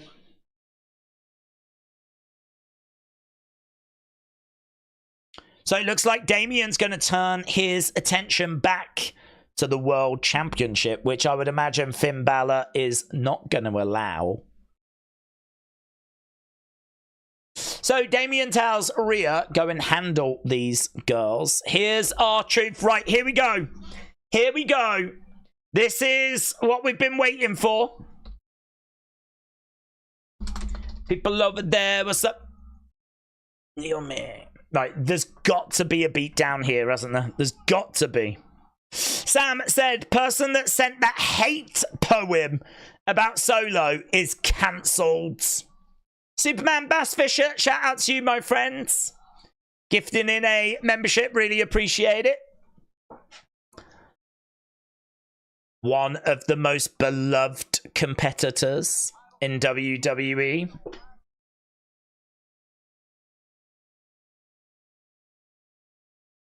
Right, Miz, R-Truth coming up after this break.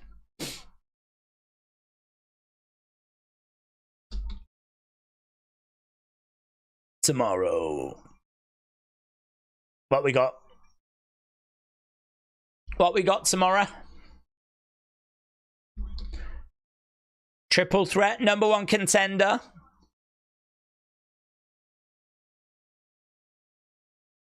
Stephanie Vaquer.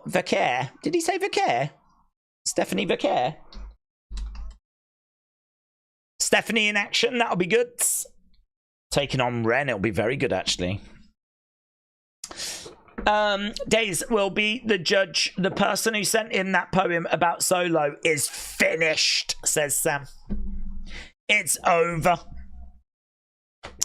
WWE Fan 1000 said 1, 2, Gunther Priest is coming for you. 3, 4, he will beat you. 5, 6, El Champion will be back.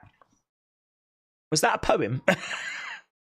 Because I don't think it quite worked. Jake said QR code incoming. Surely. Surely. James said Cross will destroy R-Truth so bad he dies and the rebirth of Ron the Truth Killings arrives. Tomorrow looks like a good card, said Wrestling Fan. Yeah, I'm looking forward to that. WWE needs to bring back the Hardcore Championship and have R-Truth be the first to hold it, said Richard. Wrestle Andy said, Daze, are you watching Raw Talk again? No, well, I don't think so.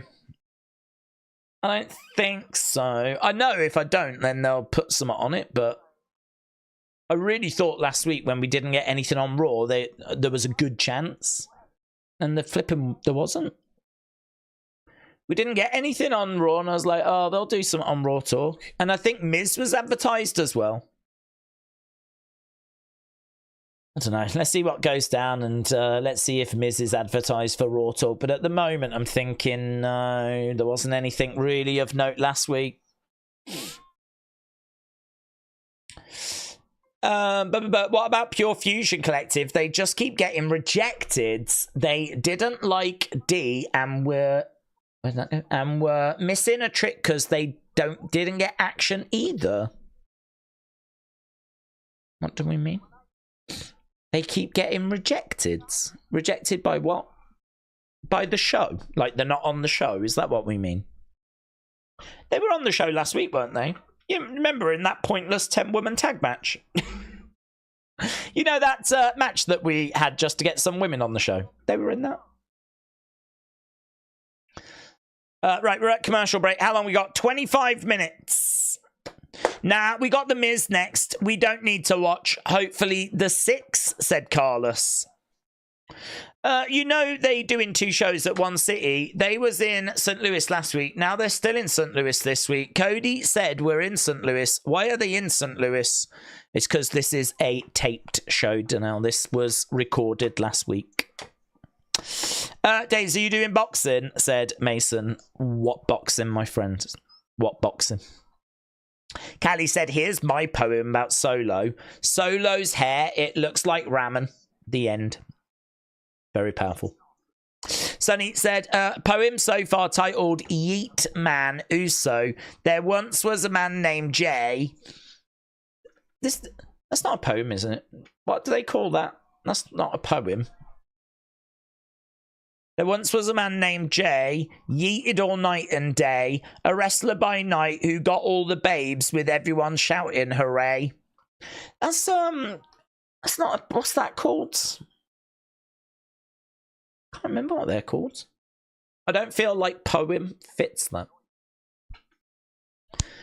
Sam says cancelled. Callie said Daze cancel me. A limerick. That's the word I'm thinking, Stuart. I think that's a limerick. I don't actually know the difference between a poem and a limerick, but limerick. I'm going to have a look. A limerick is a form of verse that appeared in England in the 18th century. Hang on, we got Jay backstage. Yeah, you can look it up yourself. Oh, what's going on? What's this? Jay opens the door and Jimmy is in there. He says, you got a sec, but Jay walks away. Wow. You got a sec. Jay didn't have a sec. He didn't have a sec. Wow. You can't take your eyes off this, can you? Can't take your eyes off this show.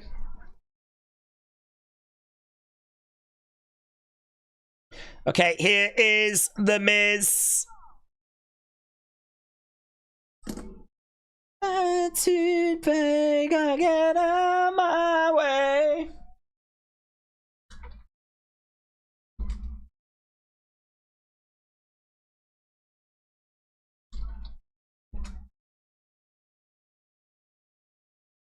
Big Jimbo. Big Jim. Always great to see Big Jim.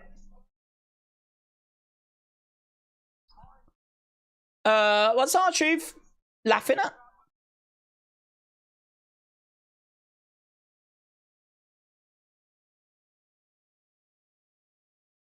So Miz does his pose. R-Truth just laughs at him. A limerick is also a poem. It's just a different kind of poem.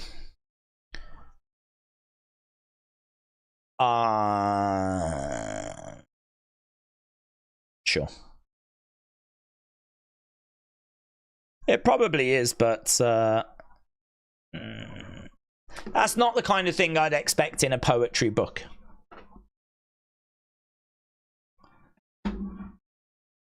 Okay, R-Truth shakes hands with the Miz. Ah, here it is. There it is. Little interruption on screen.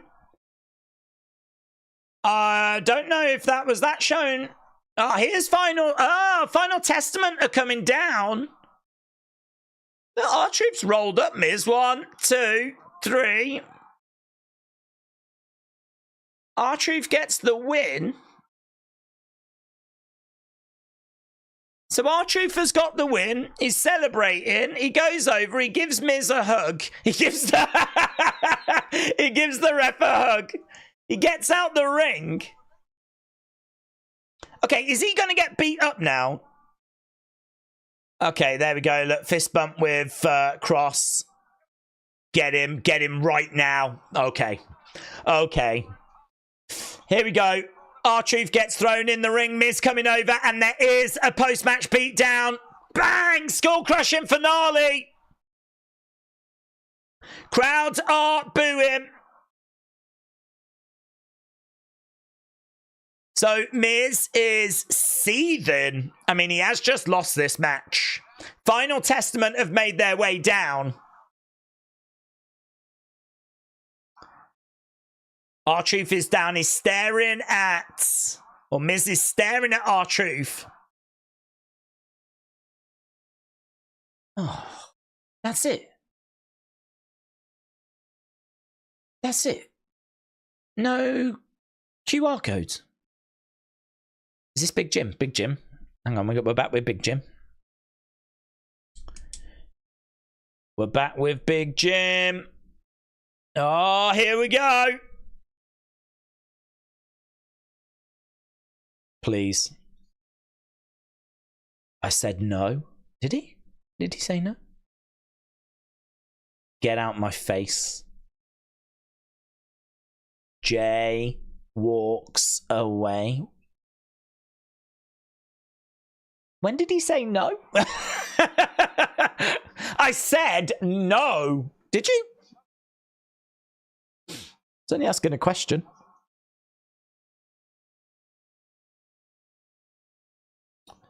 Ooh. No Wyatts. No Wyatts. No QR codes. No QR codes. I mean, I don't even think Miz R-Truth needs to be scored, to be honest, because it wasn't really much in the way of a match, was it? You should have a folder for wrestling poems, says MXXS. I'm all right, thanks.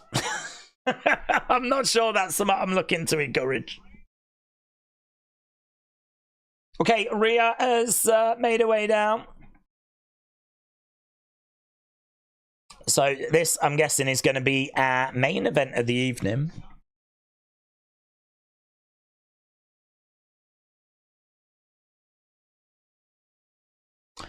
Commercial break. We got 18 minutes to go. They don't need to do a QR code. They don't need to do a QR code every week. They did an interruption. That was enough, says Mayor Pete. Okay.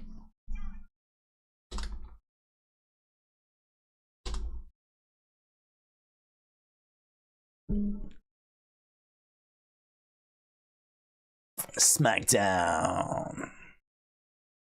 Will it be a night of retribution for Randy and Roman? Right, Rhea, Tiffany taking on Liv and Raquel. Weird match this, innit? Miz R-Truth is the best match of the night, said Jim. Hello, Jim. Daze, do we think that Jay will eventually come around and join Roman's team? Definitely, Matt. Definitely. James said you can't make a video out of just a glitch. Watch me. Ray said, is it really an interruption if you miss it in a blink? Yeah, I mean, what do you get from that interruption, really? You just get that they're watching this match, but we know that anyway. Do you know what I mean? Like, it doesn't really further the story.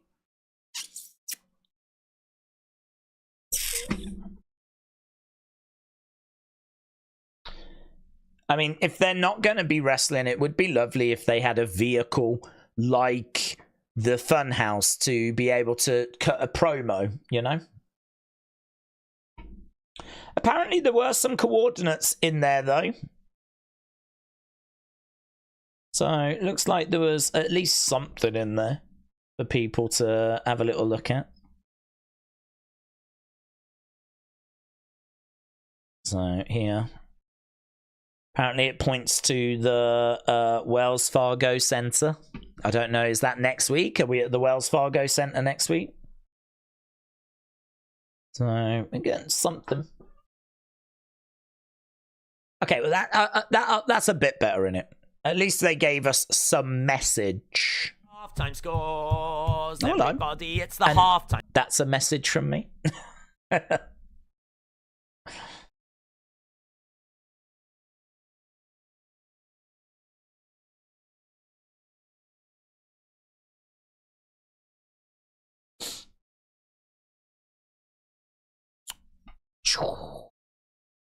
I feel like QR code was needed since Raw was taped. No, I'm okay, actually. I felt there needed to be more, but people are actually sending through what was in it, and it looks like there was at least a few things in there. So there was that, there was the coordinate. So even though it flashed up really, really quickly, it looks like there were at least a couple of things in there. So for me, that's fine. Just a little interruption, like we're watching you or something like that, not enough for me, really. I need to further the story. I need a message to be received. Just interrupting the match only tells me they're paying attention to the match, which I know they are already. So at least here, something to dig into.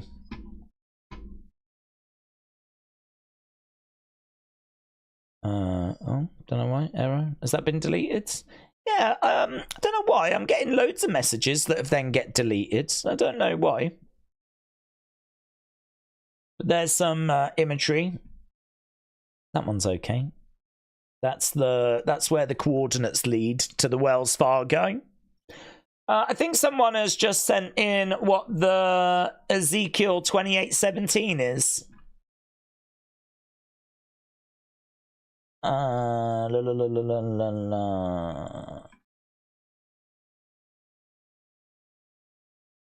Jay against Bron.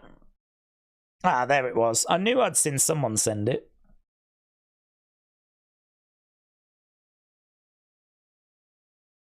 So what is it? Your heart became proud on account of your beauty.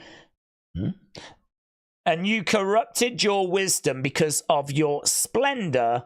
So I threw you to the earth. I made a spectacle of you before kings. That doesn't feel right, does it? How is that right? Ezekiel 28:17. Ezekiel 28:17.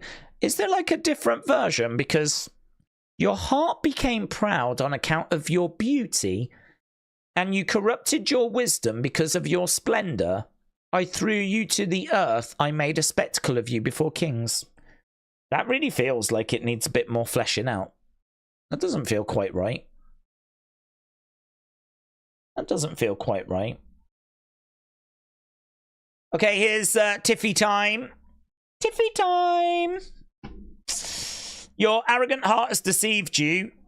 You live in clefts of the rock in your home on the heights, who say to yourself, who can bring me down to the ground? Is that what it says? Looks like we're getting a few different ones at the moment.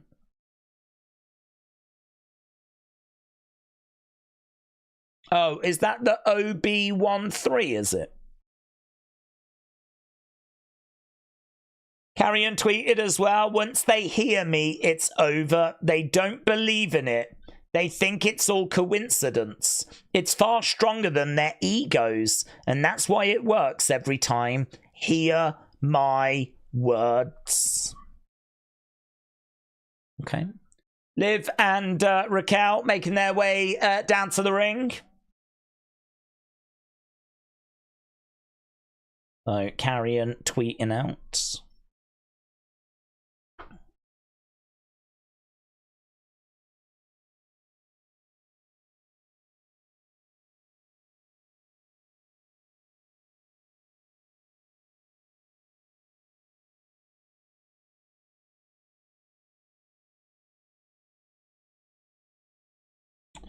Johnny said, what famous shows were people in the chat at? My claim to fame, I was at the latest Rumble and the Nitro where they sent Flair to the psych wards. So Johnny asking the community a question, what famous shows were you at? Were you in attendance for? Okay, we got 11 minutes to go. 11 minutes to go. Rhea Bloody Ripley. What is that image, I wonder? Few interesting bits there. I'm really pleased there's more to that QR code than we first thought, or what I first thought. I get the vibe that them having Tiffany tag with Rhea is their way of trying to elevate Tiffany ahead of the imminent cash-in, says LS Dub.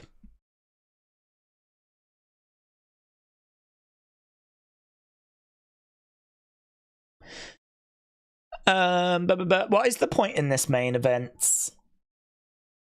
Lols. Just for lols, really. This is my ring, Rhea says to Raquel. Tiffany gets him. Yeah, I don't think we will get anything on Raw Talk. Not after we've had this, and they've given us a few little bits here.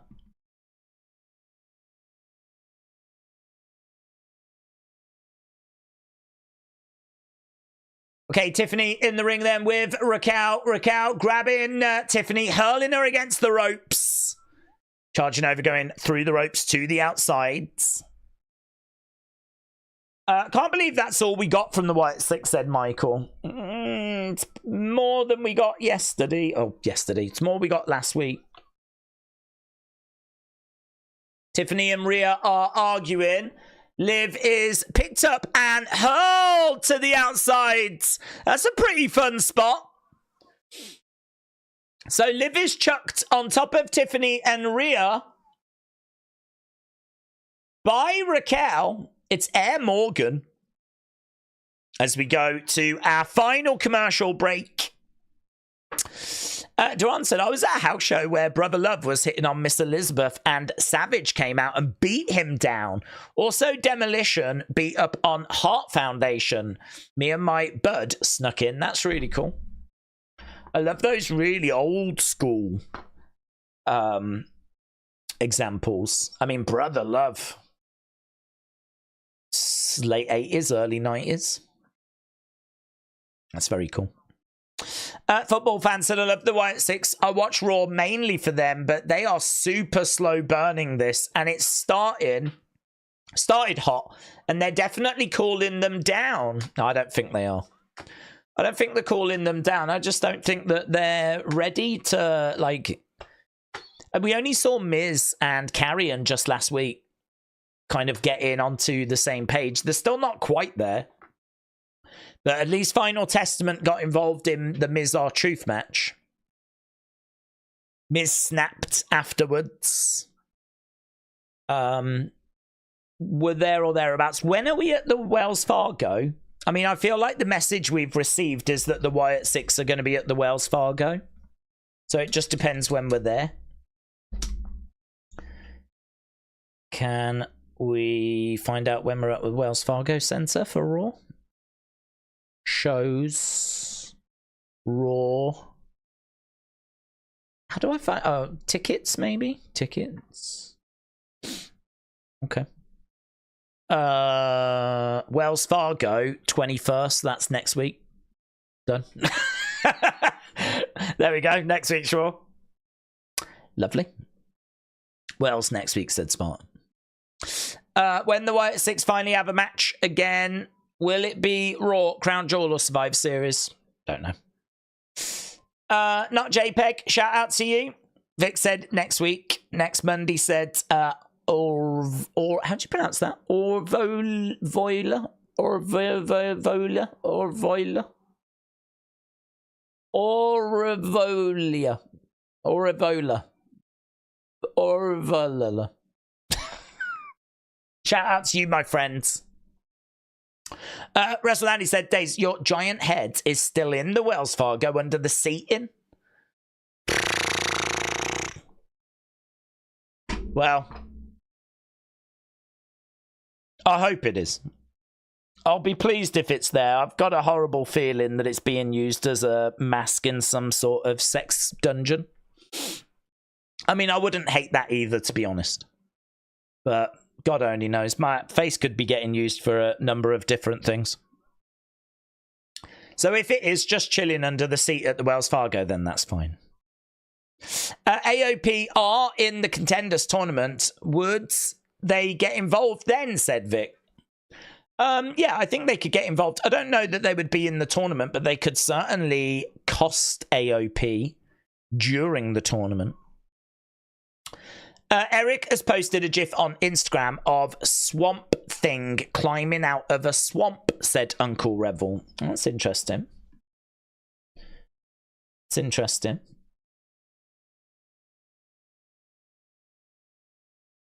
Tiffy time.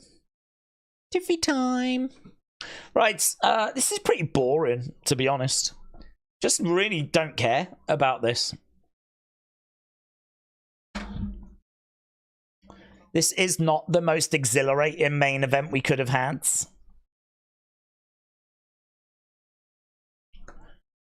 Raquel grabbing Tiffany. I also have tickets to the COVID WrestleMania. Do you, Johnny? That's really cool. Definitely save that. That is a great item to have. That is a great item. That's got to be one of the best tickets to own. A ticket to the COVID WrestleMania that never had a crowd. Save that. I'd have that in a plastic sleeve and proper looked after. Because that is a real collector. There's only so many of them. They only did Wyatt Sicks for gaining the money they lost by giving Brave merch earning to his family. Do we think this $40 DLC Wyatt pack goes to the family? What about next year's Wyatt Sicks? Well, I don't think they've only done this for financial reasons. I feel like Bray was in the company, and I think Bray was loved, and I think the creative was interesting. I think that Bo wanted to carry on that work. So I don't think that it was done purely just for... I mean, it's obviously been a help to the family, and no one begrudges them that. But to say they only did it for that, I don't think that's true. Do we think the $40 DLC... Well, someone just told me it was $9.99, so all of a sudden it's now $40. I don't know that that's true. Do I think it goes to the family? I genuinely don't know on that. Genuinely don't know. I would not be surprised to find out that a percentage of it does. Because it is a pack all about him. So I would hope that some does, of course. And what about them next year? Well, next year I think will be even better than this year. Because this year I think they're just finding their feet. Next year, they'll hopefully be a bit more in a rhythm. They'll have a bit more character development. Moonsault misses by Tiffany. We might be getting a riptide on the outside by Rhea. Trying to pick up Raquel, but she's struggling. Here's Nia. Nia has come down. Bella sounded. Into the ring post goes Raquel. Nia grabs Tiffany. But Rhea headbutt. Oh my god. And she's going to pick up Nia. She almost got her up. Nia comes crashing down on Rhea. Now the bella's already sounded, so she's beaten away, but... And again, big shots. Nia grabbing Liv, headbutt. Liv gets picked up on the shoulders. Boom! Samoan drop against the ropes goes Nia. Leg drop on Liv. Yeah, don't give a flip about this match. Rhea should be champ, not Liv, says Jessica. Boobies, said Sunny. Oh, Nia later to Liv. Did Tiffany say one more time? Oh, yeah. Do you know what? It took me a moment then. I thought she was saying to Tiffany, you do the Annihilator. Dominic's made the save. Dominic comes racing down and he makes the save. Nia was like... I honestly thought she was saying, you Annihilator now. And I was like, oh, yeah, but that won't be as good. But she was actually saying cash in. The problem is, though, if she did that, that then means we would have Nia against Tiffany. It's Tiffy time, is what Tiffany says. as the show comes to an end. Gotta tell you, kids, I did not think that was a great Raw.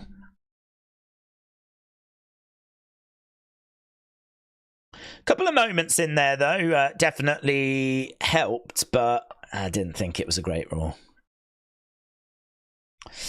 That Raw wasn't good at all, said Jojo. No. Tape shows, man. I tell you, people get upset about Raw being 2 hours. I don't give a flip. I really don't care. But I don't want regular tape shows. That's going to bother me a lot more, because that was just not brilliant. And, you know, tape shows, if anything massive was to happen, there's no way you're going to stop people from sharing the news. Now, no one tagged me in it. I never got told of anything. So my expectation was that nothing massive went down. I like the Jimmy J thing. I think that will have caught people off guard. That was, you know, no one, I didn't see anyone talking about that. But yeah, I didn't really feel that special. I'm glad we got a little something from the Wyatt Sicks. Basically, some more proverbs and letting us know they'll be here next week. So we got that. But not the strongest show in the world, was it? Right. I don't think Raw was that bad, said Casket Comics. I have noticed more and more the crowd makes the show, and this crowd let the show down. Andrew said it was the best Raw this week. Draco gives it a 6. Millard said, knew this was taped. It's the same crowd as last week. Daze, Wyatt Sicks have tweeted, you could have stopped this. Well, he could have. Miz could have. 5 out of 10. Chris said 2 hour Raw taped is not great. Not used to the 2 hours, said Ashleen. Grant said, I don't know, I'm glad the Viking Raiders are back. Jimmy was cool. Wyatt Sicks after Truth wins. I think it was pretty good, says Grant. This crowd was terrible, said King CHD. Kim Shane said it was okay. I like the backstage stuff. Jimmy J thing was good. I'm going to give it 6.75. Timothy, shout out to you. I'm a Villain says it was 4. Chappie said 5.5. Greg said 7. Build to Crown Jewel doesn't really help, says Chris. That is true. Durham with a 6. Christian with a 1. By the Bonfire said 5. Not bad. Not good. Bang average. Jay said crowd was probably tired after sitting through 2 Raws. NXT card looks good, said Big Time. 3 straight weeks of consistently good shows. I do expect the ratings to drop tomorrow. Yeah, I expect the ratings to drop because of the fact that we just don't have the star power. So, you know, it'll be whatever it'll be. I just hope we get a good show. That's all. And I think we will. Right, I'm going to run away and catch up with what everyone was saying about that Wyatt Sicks thing. I don't know that there'll be enough just for a Wyatt Sicks video, but that's all right because I've got a few bits in the folders for Unseen. King Yeti firing in some Wrestling Daze membership. I don't know when you did that, King Yeti. Was that just, or did I miss that a little while ago? Oh, there it is. So that was fairly recent. I did not see who snapped them up, though. For some reason, it doesn't tell me that. But King Yeti, really appreciate the support as always, my friends. And I'm sure, I don't know who it was, but I'm sure people benefited from your generosity. So, King Yeti, thank you, bud. As always, super supportive. And that's it. Done. Not the most exciting show. Not the most exciting stream as a result. It's fine. We will be back tomorrow for what will hopefully be a better show. And is SmackDown taped this week? I don't know if it is or if... I hope it isn't. If not... No, I don't think it is. If not, then hopefully SmackDown will be a little bit more exciting. But yeah, that main event didn't quite do it for me. Although, saying that, we do need to get the score for it, don't we? Have I even got a poll up for it? I knew I was sort of forgetting something. Let's quickly do a very quick poll so that I can get your scores for that main event. So, a couple of minutes, and then I am going to run away. I was sat here and I was like, I'm sure I'm forgetting something. Here we go. Rhea, Tiff, Liv, Raquel. Norma, good night, my friends. Corey said he had seen the results already. SmackDown is taped, said Jojo. Oh, no. Was it? Oh. I didn't know that. Why was Raw taped? Because of the European tour. Chris, good night, my friends. I was at the show when it was taped. They didn't show any backstage stuff. Yeah, they normally don't when it's taped. Which is good because it means if you tune in, then you've got something to tune in for. So that's a positive.